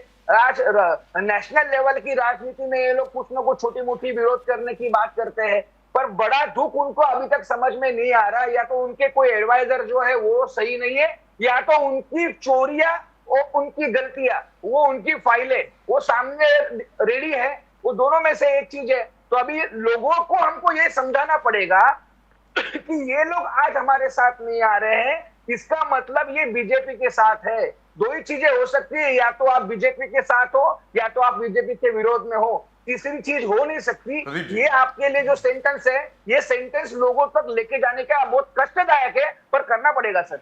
चुनारकर साहब, आप बीजेपी का स्ट्रेटेजी आप देखिए। कल अंबेडकर जयंती में मुंबई में 18 यात्रा निकाला अंबेडकर जी के नाम पर बीजेपी ने। अब यात्राओं का उनका एक चल रहा है दौर, अयोध्या यात्रा, धनुष बाण यात्रा, ओबीसी यात्रा, फिर आशीर्वाद यात्रा, अभी सावरकर यात्रा और अभी अंबेडकर यात्रा। आपके लिए कुछ छोड़ा ही नहीं है चुनारकर साहब। सब वो अपने हाईजैक करके रखे। सरदार पटेल को हाईजैक कर लिया, महात्मा गांधी को हाईजैक कर लिया, अब अंबेडकर, भारत रत्न अंबेडकर जी को भी हाईजैक करने वाली बात है। जिस प्रकार से कल ऐसे उनके आलम था कि उनके स्पोक्सपर्सन भी कल आए नहीं, बोले हम अंबेडकर यात्रा में शामिल है। How do you see Junarkar sahab? You have to fight it out. We would love the Congress to fight it out Junarkar sahab. Sir हम लोग पूरी ताकत से मेहनत कर रहे हैं, बट इनके पास सर अभी कोई मुद्दे नहीं है। आपने जितनी भी यात्रा गिनाई, उससे सामान्य आदमी का कोई लेना देना नहीं है सर। इतिहास की किताबें बदली करने से इतिहास आप नया पैदा नहीं कर सकते। पुराने जमाने में सर हम लोग मराठी में एक चीज बोलते थे कि गांव तेथे रास्ता। जब हम महाराष्ट्र नया हम लोग तैयार हो रहा था 1956 के बाद, जो अलग अलग प्रदेश रचना हुई, तो हर गांव जिथे गांव तिथे रस्ता तेथे एसटी, वस्ती तेथे पाणवठा, एक घोष वाक्य थी। पर आज जहां पेट जिथे पोट तिथे भूख, ये लाइन सब भूल गए सर। गांव के वहां रास्ता आ गया, रास्ते के वहां एसटी भी आ गई, वस्ती के यहाँ पानी का नल भी आ गया, लेकिन पेट है वहां भूख है, ये चीज हम लोग भूल गए हैं। ये बड़े लेवल के जो राजनीति कर रहे हैं, यात्रा कर रहे हैं, तो इनकी यात्रा में सर कहीं भी भूख मालूम नहीं पड़ रही है, कहीं भी जॉब मालूम नहीं पड़ रहा, कहीं भी तकलीफ है लोगों को जो हो रही वो मालूम नहीं पड़ रही। इनकी जो लेडीज नेता है, उनको थोड़ा सा तकलीफ हो गया तो एक दिन 1 घंटे में एसआईटी की नियुक्ति हो जाती है। और बार्शी में देखो, महाराष्ट्र के लड़की के घर में घुस के लोगों ने कोयते से मारा सर, उसका आरोपी आज तक फरार है, उसका केस का कोई ठिकाना नहीं। तो सर वो यात्रा से लोगों को क्या करना है? गरीब आदमी के, भूखे लाचार आदमी के दरवाजे पे से आप बहुत बड़ा बैंड बाजा बारात लेके जाएंगे, उससे तो सर कुछ नहीं होने वाला। वो बारात और वो बैंड के आवाज से हमारी भूख मिटने वाली नहीं है, ये लोग समझ रहे सर। जुनरकर साहब, बहुत बहुत धन्यवाद आपका हमारे साथ जुड़ने के लिए। Always a pleasure sir talking to you. जबरदस्त बोलते हैं आप, बहुत अच्छे वक्ता हैं, बहुत अच्छे प्रवक्ता हैं। Fantastic, really a good job sir. मैं कोशिश कर रहा हूँ आपसे सीखने की, बाकी मेरी कोई नहीं है, मेरी कोई आपके सामने हमसे सीखने की। क्या बात है। चलिए, thank you so much sir, you will go very far. Politics में आप बहुत आगे जाने वाले हैं। चलिए जुनरकर साहब, बहुत बहुत धन्यवाद आपका। नमस्कार और Vande Mataram. All the best. आप दोनों को भी धन्यवाद sir. Thank you sir. Thank you very much. Really wonderful. I hope the Congress actually starts to work, because in Mumbai I can't see it working. I had seen it working. You can see the BJP at least trying. We know they don't have the numbers right now. Where MVA, United MVA is concerned, we know the numbers are not there. But यात्राओं का दौर sir, कोई Well, at least they're working. They are touching every segment of the population, because ultimately they believe that touching the segment, communicating with the segment is going to bring results. Yep. तो अंबेडकर यात्रा पूरे जोश और you can say full fledged तरीके से उन लोग ने Let's ask Mr. Avinash Abhyankar. Yes sir. Of the MNS. Avinash Abhyankar साहब, नमस्कार। जी नमस्ते। नमस्कार नमस्कार। जय भवानी, जय शिवाजी। जय भवानी, जय शिवाजी, जय महाराष्ट्र। जय हिंद, जय महाराष्ट्र। वंदे मातरम सर। हाँ जी, वंदे मातरम। अविनाश अभ्यंकर साहब, sorry to keep you waiting. सबसे पहले तो माफी। नो प्रॉब्लम, नो शो में क्या हुआ कि हमारे जोरू बथेना साहब जो एनवायरनमेंट एक्टिविस्ट हैं, वो बड़ी इंटरेस्टिंग बात सुना रहे थे। इतनी इंटरेस्टिंग चली, थोड़ा लंबा खिंच गया। जिस specially with regard to the local train network, कि किस तरीके से लोकल ट्रेन नेटवर्क को हमें अपग्रेड करना चाहिए, क्या करना चाहिए, लोगों को बड़ी सहूलियत हो जाएगी। And is only contention was, ये this is just for your information, कि क्योंकि उसमें ज़्यादा पैसे नहीं लगने वाले, इसलिए politicians are not interested in developing that. सीधी बात है। जो प्रोजेक्ट बहुत बड़ा होता है, जहाँ पे हज़ारों करोड़ जहाँ पे हज़ारों करोड़ लगते हैं, वहाँ पे पॉलिटिशियंस का इंटरेस्ट रहता है, वरना नहीं रहता है। लेकिन अविनाश अभ्यंकर साहब, ये बताएं, आज की तारीख में आप देखिए, जहाँ तक भारतीय जनता पार्टी का सवाल है, जो प्रदीप जी अभी बता रहे थे, सर गौरव यात्रा, आशीर्वाद यात्रा, धनुषबाण यात्रा और अभी अंबेडकर यात्रा, यात्राओं का दौर चल रहा है सर। इससे कोई फर्क पड़ेगा? किसी को कोई फर्क पड़ रहा है इससे? अभ्यंकर साहब यात्रा निकाल के, खाली यात्रा निकाल के फर्क नहीं पड़ेगा जी। जिनके लिए आप यात्रा निकाल रहे हो उनके अगर आप विचारों पे चलेंगे तो डेफिनेटली जनता आपके पीछे खड़ी रहेगी जी। और राज साहब के आदेश से और जी। विचारों के ऊपर, उसके ऊपर पूरा काम करके, उसके ऊपर पूरी मेहनत करके फिर यात्रा करते हैं। लेकिन यहाँ पे अभ्यंकर साहब आपको मुझे कंग्रेचुलेट करना पड़ेगा। मैंने सोचा नहीं था, वेरी फ्रैंकली स्पीकिंग, कि इतना जल्दी हो जाएगा सब कुछ। But I have been all over Mumbai, पूरी मुंबई में गया हूँ तकरीबन हर जगह पे, और तकरीबन हर जगह पे मैंने देखा है। There is not even a single place by the way, and this is without exception. If I am wrong I would request my viewers to correct me. हमारे दर्शक मुझे सुधार कर दे मेरी बात में। तकरीबन हर जगह पे मस्जिद में जो गूंगा है, जो लाउड स्पीकर है, उसकी आवाज बहुत कम कर दी गई है। हर जगह पे वॉल्यूम बहुत कम हो गई है sir, genuinely. So which means it is possible to do it, which means अगर कोई ठान ले, जैसे राज ठाकरे साहब हैं, अगर बोलने वाला, सॉरी बोलिए सर प्लीज। अगर बोलने वाला आदमी सही होगा जी। और वो भी अगर राज साहब ठाकरे होंगे तो वो जो बोलते हैं वो कायदे के अनुसार ही बात करते हैं और उनके महाराष्ट्र सैनिक भी कायदे के अनुसार ही काम करते हैं और यहाँ जात या धर्म का सवाल नहीं उठता है। जी। जिससे लोगों को तकलीफ होती है, जिससे लोगों को परेशानी होती है, वो चीजें या तो कम होनी चाहिए या वो पूरी बंद होनी चाहिए। और जी। अगर वो उसके ऊपर अगर कोर्ट ने कुछ निर्देश दिए हैं तो डेफिनेटली राज साहब उसके पीछे तो डेफिनेटली पड़ेंगे जी। बट और हमेशा राज साहब, जी या। बोलिए सर प्लीज कंटिन्यू। और डेफिनेटली जब राज साहब एक कौन सी भी चीज होने दो, जो टोल का विषय होने दो या जो भी विषय होने दो, वो जब बात करते हैं तो अभ्यासपूर्ण तरीके से बात करते हैं और डेफिनेटली आज तक लोग उनके, हमेशा महाराष्ट्र की जनता उनके पीछे पूरी ताकत से खड़ी है। और यहाँ पर अविनाश अभ्यंकर साहब आपसे एक सवाल मैं पूछना चाहता हूँ, which is very important for me, even personally it's very important. क्या है कि अभी हम लोगों ने देखा कि किस प्रकार कोई 6 के 7 बहुत बड़े बड़े प्रोजेक्ट्स जो हैं वो महाराष्ट्र से निकलकर अलग पार्ट्स ऑफ द कंट्री चले गए, कुछ गुजरात चले गए, काफी बहुत अलग अलग जगह पर गए। So is the government of Maharashtra lacking somewhere? क्या हुआ है? Because these jobs should have come here. मतलब कि we have lost about 80,000 jobs, very frankly speaking. 80,000 के करीब नौकरियां जो हैं, जो यहाँ पर आनी चाहिए थी, वो नहीं आई हैं। क्या उस विषय के बारे में हम लोग कुछ सोच रहे हैं sir?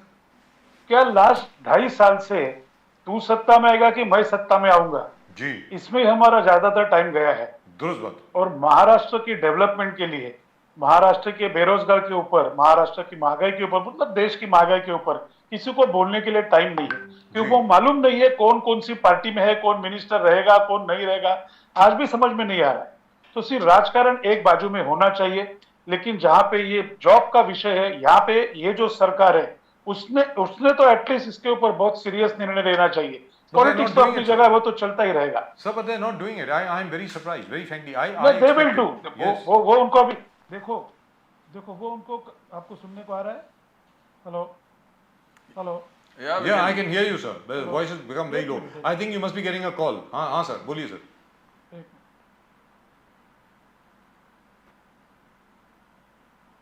Avinash ji, Abhyankar ji, we could hear you. Yes. I think we got a call. But the fact Hello? is, जी sir, please go ahead, sir. I'm really sorry for it. No, please go ahead. We can hear you, sir. Yeah. अब क्या बात कर रहे? Sorry, हम ये बात कर रहे थे कि इस सरकार को, देखिए, मेरे समझ में ये सरकार भी नहीं कर रही है। Yes. आप कुछ बोल रहे थे इस सरकार के बारे में। करना पड़ेगा। अभी राजकारण बहुत हो गया। अभी समाज के लिए, ये महाराष्ट्र की जनता के लिए, ये सरकार को काम करना पड़ेगा। नहीं तो राज साहब के आदेश से महाराष्ट्र सैनिक रास्ते पे आके काम करवा के ले लेंगे। और यहाँ पर एक बात मुझे कहनी पड़ेगी सर। राज ठाकरे साहब ने एकनाथ शिंदे जी को एक सलाह दी थी, पता नहीं आपको याद है कि नहीं। उन्होंने कहा था कि भाई अगर उद्धव ठाकरे कहीं पर रैली कर रहे हैं, उसी जगह में जाके आप वापस रैली कर रहे हैं, वो फिर कहीं और रैली कर रहे हैं, आप जाकर के वापस रैली कर रहे हैं। अरे भाई, आपको अब सत्ता मिल गई है, अब आप मुख्यमंत्री हैं, please behave like a chief minister. ये रैली वर्सेस रैली का प्रोग्राम आप बंद कीजिए। Start working for the state of Maharashtra. This is what Raj sahab said and we agree with him totally. Abhyankar sahab, देखिए ये बराबर सही है ना। अभी तो आपको जो करना चाहिए था, जो होने वाला था वो तो हो गया है। जी, अभी आप एक मिनिस्टर नहीं हो, आप महाराष्ट्र के मुख्यमंत्री हो। That's right sir. तो जो सत्ता में थे वो अभी विरोध में गए हैं, तो वो तो अपनी रैलियां करेंगे ही। जी, लेकिन आप पहले महाराष्ट्र के बेसिक प्रॉब्लम के ऊपर ध्यान देना जरूरी है। न कि उन्होंने ए जगह रैली ली तो आप ए जगह रैली ले, उन्होंने बी की तो ये खत्म ही नहीं होगा। Because they will go on talking talking talking, because उनको भी एस्टेब्लिश होना है। जी, आप तो अभी सत्ता में हो, तो आपका ध्यान रैली के बजाय महाराष्ट्र के लोगों को रेशन कैसा मिलेगा, महाराष्ट्र के बेकारी का प्रॉब्लम कैसे सॉल्व होगा, महाराष्ट्र से बिजनेस कैसे बाहर नहीं जाएंगे, महाराष्ट्र के फार्मर्स को अच्छा भाव कैसे मिलेगा, उनके वो जो बना रहे उसके ऊपर आपने ध्यान देना जरूरी है। प्रदीप जी। अभ्यंकर साहब, अभी Dev Fadnavis ji, the way he was talking, how do you see the relationship? Ajit Pawar जिस प्रकार से बोल रहे हैं, you know, is and Congress, Nana Patole ji accusing Ajit Pawar कि आप लोकल लेवल पे आप बीजेपी के साथ साठगांठ कर रहे हो, then how do you can you come again with the question? आपका आवाज थोड़ा ब्रेक हो गया। अच्छा, वही जिस प्रकार से Dev Fadnavis number one he saying कि मेरे को दिन में 3 बोंगा का उत्तर देना पड़ता है। सवेरे संजय राउत का बोंगा, उसके बाद अजित पवार का बोंगा, उसके बाद नाना पटोले जी का बोंगा। तो बोलते हैं इस चीज में पूरे महाराष्ट्र में टोटली डूबा हुआ है। Now how do you come out of it? At the same time do you see the breaking up of MVA? Ajit Pawar ji का जिस प्रकार से लगातार पहले एक तो बोंगे के बारे में, पहले एक तो ये कभी जुड़े ही नहीं थे। ये रिक्शा के 3 अलग पहिए थे जो सत्ता के स्वार्थ के लिए साथ में बैठे थे। तो चला कौन रहा था पीछे पैसेंजर्स को, ने किसी को मालूम नहीं था। तो ये कभी जुड़े साथ में नहीं थे, क्योंकि ये विचार उनके साथ में आए नहीं है, ये डेवलपमेंट के लिए साथ में आए नहीं है। आपको सुनने को आ रहा है मेरी आवाज? जी, बिल्कुल आ रही है, बिल्कुल आ रही है। या वो डेवलपमेंट के लिए साथ में आए, न कि महाराष्ट्र की जनता के लिए आए हैं। और अगर ये हरेक क्या विचार देखेंगे तो समझता ही नहीं है कौन किसके साइड में है। जी, अगर आप एक ही साइड में हो तो पटेले साहब एक बात कर रहे हैं, अजीत दादा अलग बात कर रहे हैं, और ये जो मॉर्निंग अलार्म बजता है रोज सुबह 9:30 बजे का, वो तो अलग ही ग्रह पे है। तो वो साथ में आ ही नहीं सकते जी, वो साथ में आ ही नहीं सकते। उनको जनता का भला नहीं करना है, उनको स्वार्थ के लिए सत्ता चाहिए। लेकिन अभ्यंकर साहब, ये तो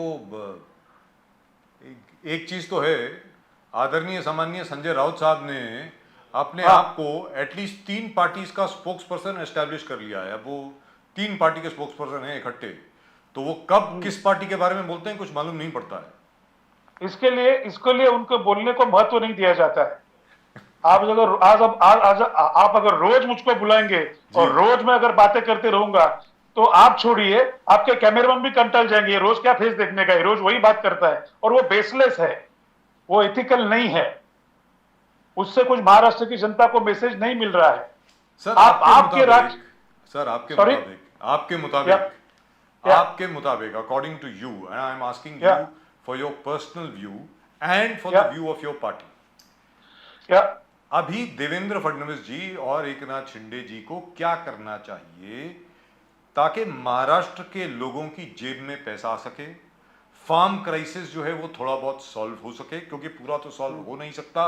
it's a long process, it's a very painful process. Sir, number 3, when are we actually going to see the creation of jobs? People are still waiting कि यहाँ पर प्रोजेक्ट्स आएंगे, new opportunities will be there, ना जाने और क्या क्या कुछ होगा मुंबई में, पुणे में, नासिक में, रत्नागिरी में, नागपुर में। Sir please, what is your opinion? एक तो पहले डेफिनेटली उन्होंने विरोधक जो बेसलेस है, सेंसलेस बात कर रहे हैं, उसके ऊपर अपना दिन वेस्ट नहीं करना चाहिए, ऐसा मेरा मानना है जी। अगर सत्ता में आए हो और जो भी राजकारण करके आप आए हो, लेकिन आप अभी सत्ता में हो, now you are in a driver's seat, right. तो आपकी जिम्मेवारी 12 करोड़ जनता, वहां पे फार्मर भी आए, स्टूडेंट्स भी आए जी, जॉब्स का काम भी आया, हर एक के लिए आपको बिठाना है, और उसके लिए आपको एक्सपर्ट के साथ बैठना है। ये कोई टॉम डिक एंड हैरी आपको नहीं बता सकता इसके लिए क्या करना जरूरी है, किससे क्या होगा, फार्मर्स को पर एकड़ या पर हेक्टर कितना उनको रिटर्न्स मिलना चाहिए जी। ये जो भी है, मुंबई का पोल्यूशन का प्रॉब्लम है, महाराष्ट्र में बेरोजगारी देश में है, लेकिन महाराष्ट्र की हम लोग बात कर रहे हैं, इसलिए महाराष्ट्र में बेरोजगारी बहुत बड़ी हो रही है, स्टूडेंट्स है यहाँ पे, यहाँ पे अलग अलग प्रॉब्लम्स है, उनके ऊपर आपका 100% ध्यान होना जरूरी है। बाकी जो बातें करनी है वो आपके स्पोक्स पर्सन को आप बोलने दीजिए। जी। तो अब इससे ही सर- महाराष्ट्र बोलिए, बोलिए, महाराष्ट्र आगे जा सकता है। इससे ही लोगों को ये नए सरकार के प्रति अच्छे काम अगर वो करेंगे तो अच्छी भावना तैयार हो जाएगी, नहीं तो आने वाले कालखंड में उनको भी सेम बोट में वो देखेंगे। लेकिन यहाँ पर ये हुआ है सर कि अभी तक आप देखें तकरीबन 1 साल या- होने को आया है, 10 महीने हो गए हैं हाँ। इस सरकार को। हाँ। हाँ। This government has been in power for 10 months and we still haven't had a cabinet expansion. अभी तक एक एक मंत्री 3-3, 4-4 पोर्टफोलियो लेकर के बैठा है। शिंदे साहब के पास शायद 6 या 7 हैं, फडणवीस साहब के पास शायद 8 हैं। How will they function like this? They will have to expand their cabinet, sir. वही तो है। अगर आपको महाराष्ट्र की जनता के लिए काम करना है, अगर आपने सब रिस्पॉन्सिबिलिटीज ली है जी, तो वो हर एक खाते के ऊपर आपको काम करना है। लेकिन that is very difficult. Maharashtra की जनता 12 करोड़ की अपनी पॉपुलेशन है जी। तो इसके लिए आप जल्दी से जल्दी जो कैबिनेट का विस्तार है वो होना जरूरी है। राजकारण अलग जगह है, मैं वापस आपको दोहरा रहा हूं, राजकारण विरोध अलग जगह है, लेकिन आपको सचमुच महाराष्ट्र के लोगों का अगर ये वेगवान और गतिमान सरकार है तो खाली निर्णय देके नहीं होगा, उसका इम्प्लीमेंटेशन अगर आपको बराबर तरीके से करना है तो आपको पूरा वो पिरामिड खड़ा करना पड़ेगा ऊपर से नीचे तक। नहीं तो आपको न वहां के अधिकारी आपको, क्योंकि 6-6, 7-7 या 10-10 खाते आप संभाल नहीं सकते हो। राइट, प्रैक्टिकल डिफिकल्टी है, लेकिन उनकी भी एक डिफिकल्टी है कि किसको दूं और किसको बाजू में छोड़ूं। इसके लिए प्रोलॉन्ग होते जा रहा है। अभ्यंकर साहब, आज आदित्य ठाकरे ने प्रेस कॉन्फ्रेंस जिस प्रकार से लगातार ले रहे हैं, आज आदित्य ठाकरे जी ने कहा कि जो 6,000 करोड़ तो रोड पे आप खर्चा कर रहे हो, उसमें देखो एक कॉन्ट्रैक्टर को आपने शो कॉज नोटिस दिया है कि वर्क ऑर्डर देने के बाद भी काम शुरू नहीं होगा, 3 महीने से काम नहीं कर रहा है। तो he saying this entire thing is full of corruption. बोले बीएमसी के जो भी काम है फुल ऑफ करप्शन। 53,000। बोलिए। ये कौन बात कर रहा है जो 25 साल से महाराष्ट्र मुंबई की सत्ता में थे, जो बजट 52,000 करोड़ तक जाने के लिए रुके थे, तब डेवलपमेंट का क्या हो गया, तब करप्शन का क्या होगा? यही तो है ना, किसी को डेवलपमेंट नहीं चाहिए। जब मैं सत्ता में रहूंगा तब मैं खाऊंगा, जब मैं नहीं रहूंगा तो मैं दूसरे के ऊपर एलिगेशन करूंगा। मुंबई की जनता को क्या मिला है? कुछ भी नहीं मिला है। जब आप सत्ता में थे तो आप बोल रहे थे मैं ये दूंगा, मिला कुछ भी नहीं। अभी आप सत्ता से बाहर हो तो बोल रहे जो टेंडर दिया है वो डिले हुआ है। ये मुंबई की जनता सहन नहीं करेगी। अभी 25 साल आपको सत्ता में रखा है तो आप अभी दूसरों को ब्लेम आप नहीं कर सकते हो। सर यहाँ पर मुझे एक चीज कहनी पड़ेगी। राज साहब ये कहा करते थे, राज ठाकरे जी, उन्होंने बीएमसी के बारे में और स्पेशली शिवसेना के बारे में ये कहा कि भाई इन सब लोगों में सिर्फ एक ही ईमानदार व्यक्ति हैं और थे, वो है बाला साहब ठाकरे। एकदम सही। और तो कोई है नहीं। और he used a particular phrase, I don't know whether you remember this, I'm sure you'll be remembering it, it became very famous all over the place, but he first said it to me, so which is why I remember it, and obviously I'm taking credit for it. He said कि ये बाकी सबका जो है, specially BMC में जितने भी लोग हैं और सभी लोग हैं, उनका सिर्फ ये है इनकमिंग फ्री, आउटगोइंग ब्लॉक्ड, ये है। So you think the same thing continues even now, or do you think things have changed?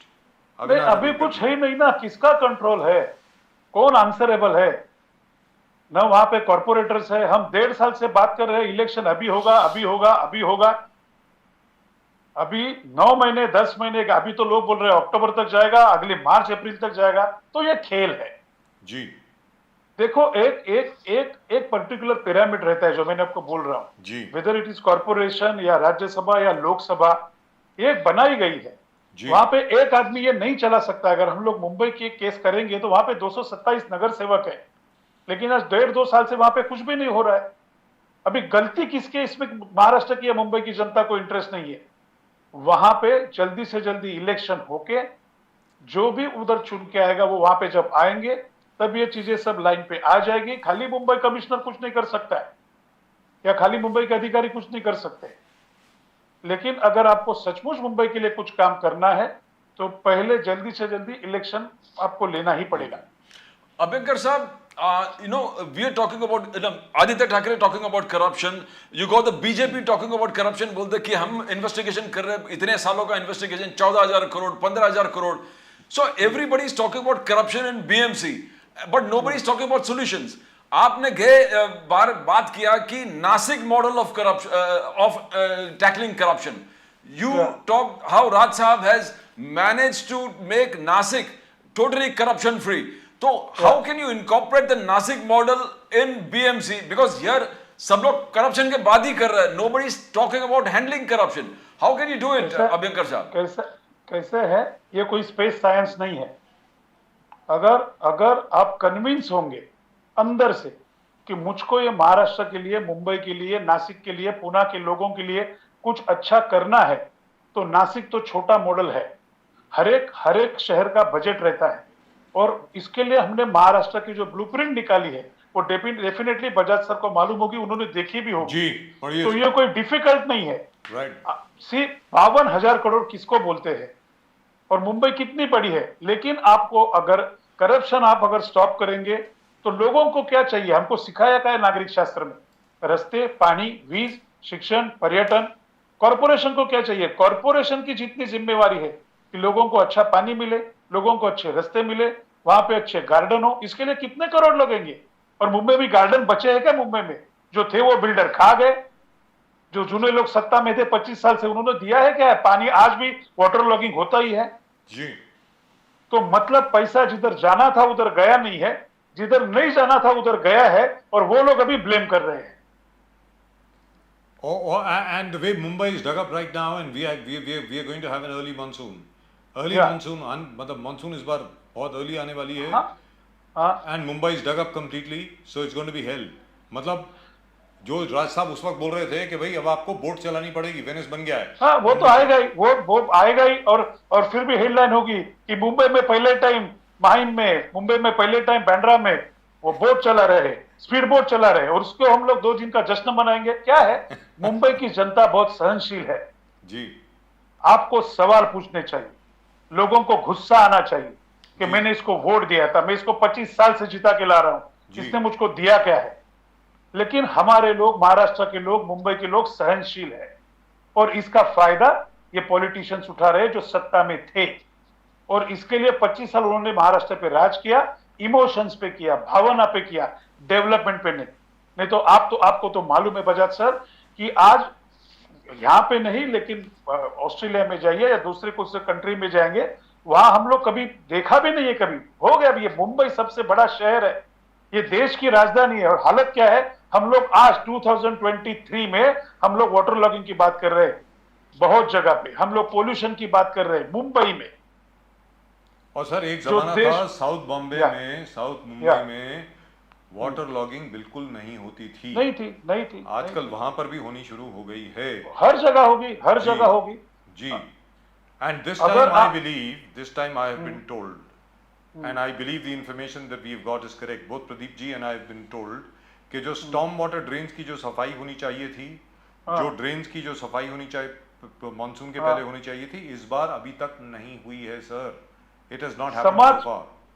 समाजकारण को किसको इंटरेस्ट है?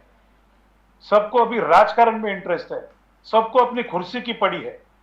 देखिए डेवलपमेंट होनी चाहिए क्या, तो राज साहब बोलते हैं डेवलपमेंट होनी चाहिए but not at the cost of जो यहाँ पे सालों साल से रह रहे हैं जी. एक शहर की कैपेसिटी रहती है, एक शहर की बर्डन. अगर आपका घर 2 बेडरूम का होगा तो यहाँ पे मैं 8, 10, 15, 20, 25 आदमी, लेकिन ये अगर घर में 500 लोग आएंगे जी, दोनों पहले 2500 को कुछ मिलेगा, आगे वाले पौने 500 लोगों को कुछ मिलेगा. The Mumbai is facing same problem. लेकिन ये पॉलिटिशियन राज साहब का स्टेटमेंट अलग तरीके से, अलग रंग लगा के वो अलग लेवल के ऊपर लेके जाते हैं. लेकिन अभी हो क्या रहा है, हम लोग ब्रिजेस बांध रहे हैं, रास्ते बांध रहे हैं, लेकिन उसको कुछ है सुशोभीकरण के नाम पे वो पोल के ऊपर ऐसा कुछ लगाया है ऊंचा, इसको बोलते हैं सुशोभीकरण, उसको बोलते फुलपाखरू लगाया है जी, उसको बोलते हैं सुशोभीकरण. ऐसा रहता है. अगर वो देखना है तो एक बार पुणे में हमारे कॉर्पोरेटर ने क्या किया है आप देखिए, हमारे जो पुणे के कॉर्पोरेटर उन्होंने क्या किया आप एक बार देखिए. किसको सुशोभीकरण बोलते हैं? ये जो पहले नासिक जब था तो आप जाके देखना चाहिए था सब लोगों ने कि नासिक का सुशोभीकरण किसको बोलते हैं, रोड्स कैसे होने चाहिए, लोगों को सुविधा क्या चाहिए, गार्डन कैसे होने चाहिए, जॉगिंग ट्रैक कैसे होने चाहिए, हर एक चीज वहां पे थी। चिल्ड्रन ट्रैफिक पार्क वहां पे था, beautiful fountain was there, water curtain was there, cleaning, Nashik was absolutely spotless clean. Yes. और कुंभ मेला होने के बावजूद भी वहां पे कुछ भी स्टैम्पेड या कुछ नहीं, परफेक्ट नियोजन हुआ था शॉर्ट फंड होने के बावजूद। लेकिन उसके लिए विल पावर स्ट्रांग होना जरूरी है, और उसके लिए राज साहब ठाकरे जैसे नेता ये महाराष्ट्र के लिए बहुत जरूरी है अभी। लेकिन इसका मतलब ये हुआ अभ्यंकर साहब, अविनाश अभ्यंकर जी, I हाँ. see a huge opportunity for you here. There's a huge window Yeah. of opportunity. That means Yeah. there's a vacuum in Mumbai. Mumbai में Yeah. एक बहुत बड़ी पॉलिटिकल वैक्यूम है। अगर Right. मान लीजिए सभी 227 वार्ड में या 236 होंगे या जितने भी होंगे सुप्रीम कोर्ट के ऑर्डर के आने के बाद जो भी होगा, अगर आप अच्छे कैंडिडेट दे पाएं और ऑर्गेनाइजेशनली संगठनात्मक तरीके से बहुत बढ़िया तरीके से काम करें, there is a possibility you might win the BMC elections. Yeah, see, now I'll be very frank with you. जी देखिए 17 साल की ये पार्टी है। हमने मुंबई में हमारे 27 नगर सेवक थे जी। एक जमाने में, जी थे। नासिक में हमारा महापौर थे, पुणे में हमारा विरोधी पक्ष नेता था। एक बार राज साहब के हाथ में सत्ता दे दो, एक बार।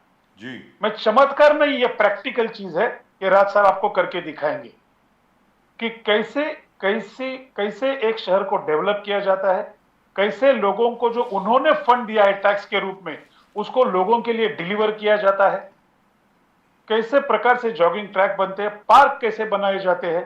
और मैं वापस I am repeating the same thing, it is not space science. अगर आप अच्छे लोग अपॉइंट करेंगे, अगर आप करप्शन नहीं करेंगे, अगर आप लोगों के लिए काम करेंगे, तो ये मुंबई शहर डेफिनेटली ये देश का नहीं तो दुनिया में सबसे अच्छा शहर दिख सकता है।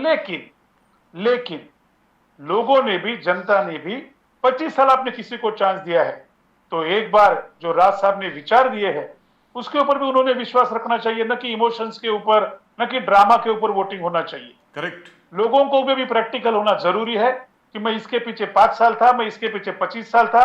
ये जो राज ठाकरे नाम का आदमी है, ये जो राज साहब ठाकरे है, इन्होंने ये काम 16-17 साल में किए हैं। तो एक बार हमको भी चांस दे दो, अगर गलत हो गए तो जिंदगी में आपके सामने वापस कभी वोट के लिए नहीं आएंगे। अभ्यंकर साहब, आदित्य ठाकरे जी ने अभी जिस प्रकार से एनवायरमेंट इश्यूज लिया है, उन्होंने बोला मेट्रो के लिए और भी आरे में सरकार झाड़, they are going to destroy the trees, cut the trees. उन्होंने कहा कि देखो कंजूरमार्ग वाले इशू फिर उठा लिए। He said every metro line there is escalation of cost. बोले ठाणे में और एक मेट्रो शेड बना रहे बदलापुर कनेक्शन के लिए, वहां पर बहुत झाड़ काटेंगे और फॉरेस्ट एरिया को डिस्ट्रॉय करेंगे। Now he is continuously talking about environment. Do you think that environment issue ये सरकार थोड़ा निगलेक्ट कर रहा है environment को डायरेक्टली? उन्होंने पुणे में झाड़ काट रहे हैं, नासिक में झाड़ काट रहे हैं। मेरे ख्याल से लास्ट के मिनिस्टर में वही एनवायरमेंट मिनिस्टर थे ना? यस जी, यस, बराबर बोल रहा हूँ ना? बिल्कुल। तो तब ध्यान में नहीं आया। तो राज साहब क्या बोल रहे हैं? खाली डेवलपमेंट से शहर या राज्य, खाली मेरे मन में आएगा तो मैं जॉगिंग ट्रैक बनाऊंगा, मेरे मन में आएगा तो मेट्रो बनाऊंगा, मेरे मन में आएगा तो मैं वो समुद्र पुल बनाऊंगा। इससे खाली शहर सॉल्व नहीं होता है, वो एक पैकेज है, और वो पैकेज ऐसा है लोगों के लिए, लोगों को क्या देना जरूरी है जिससे शहर के ऊपर बर्डन भी नहीं पड़ेगा। लेकिन जो बेसिक हमको नागरिक शास्त्र में सिखाया है, बेसिक कि उनको रास्ते मिलने चाहिए, उनको पानी मिलना चाहिए, उनको गार्डन्स मिलने चाहिए, उनको अच्छे स्कूल मिलने चाहिए कॉर्पोरेशन के, बराबर है। और अभी आप एनवायरमेंटल के ऊपर बोलने का हक नहीं रखते हैं, बिकॉज इससे पहले 2.5 साल आप ही थे। तो जब आप सत्ता में थे तब ये सब ठीक था, अभी आप सत्ता में नहीं हो तो आप ये ब्लेम कर रहे हो। मगर अगर बजाज साहब मुझको बुलाएंगे तो बजाज जी अच्छे हैं, अगर नहीं बुलाएंगे, मेरे पे टीका करेंगे तो बजाज जी बुरे हैं, ये तो नहीं चलेगा ना।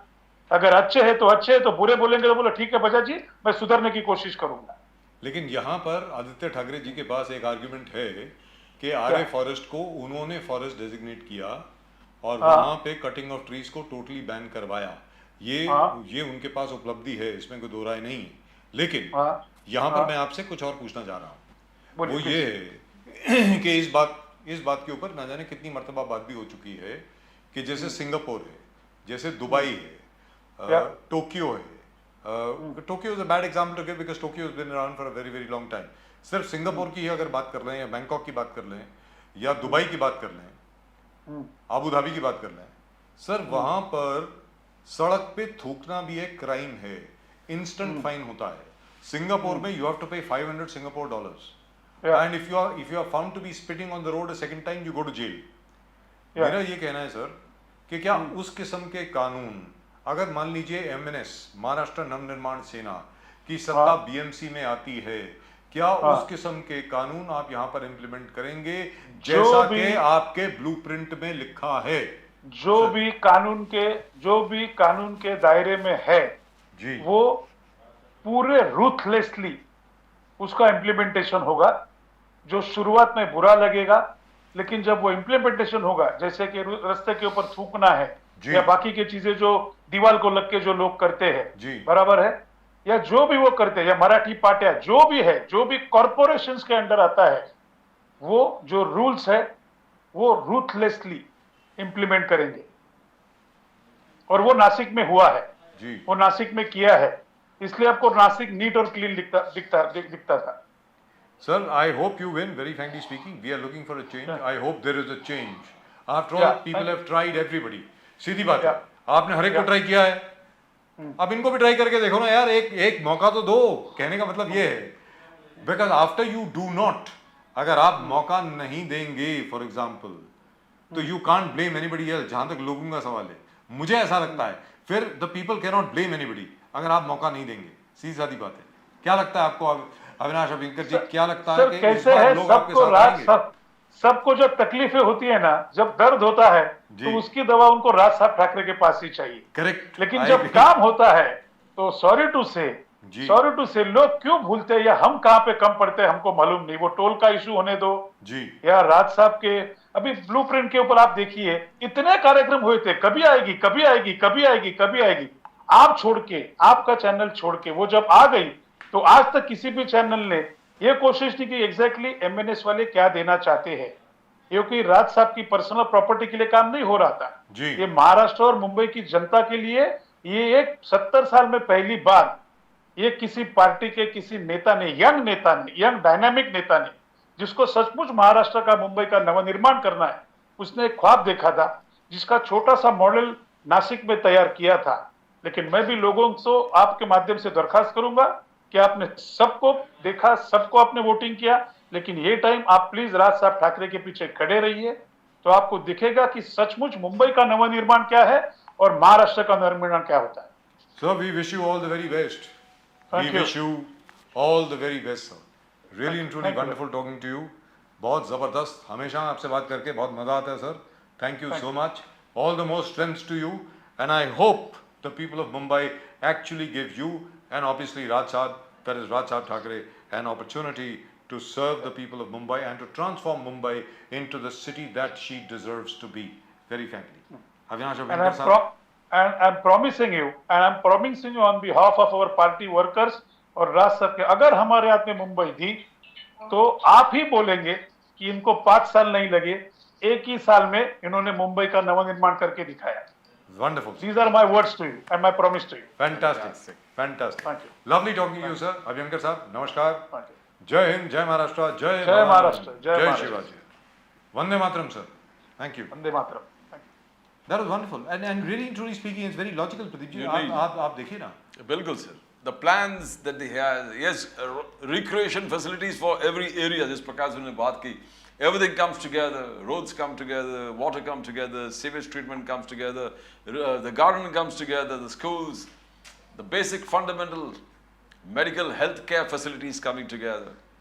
If you have a plan in place, you need to implement it. Leadership, it's all about leadership. Right.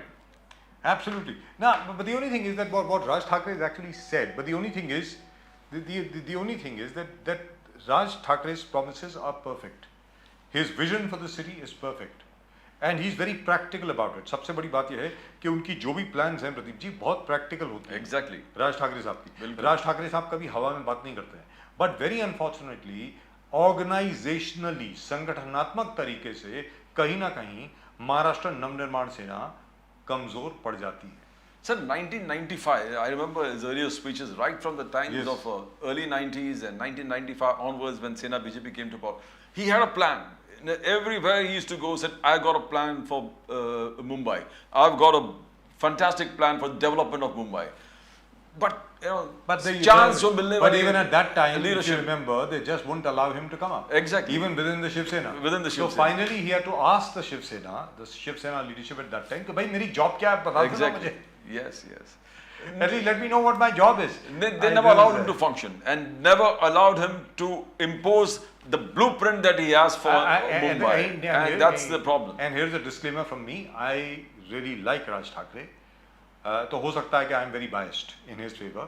सीधी सादी बात है, राज ठाकरे साहब ने आज तक जो भी काम किया है बहुत ज़बरदस्त तरीके से किया है और मैं उम्मीद करता हूं कि आगे चलकर बीएमसी में बृहन मुंबई महानगर पालिका में उनको या उनकी पार्टी को मौका दिया जाएगा ये दिखाने के लिए कि वो मुंबई शहर में असल में क्या कर सकते हैं। Well that's just about it for this show. आज के शो में सिर्फ इतना ही। प्रदीप जी और मेरी तरफ से आप सब लोगों को नमस्कार। जय हिंद, जय महाराष्ट्र, जय भवानी, जय शिवाजी, वंदे मातरम। Vande Mataram.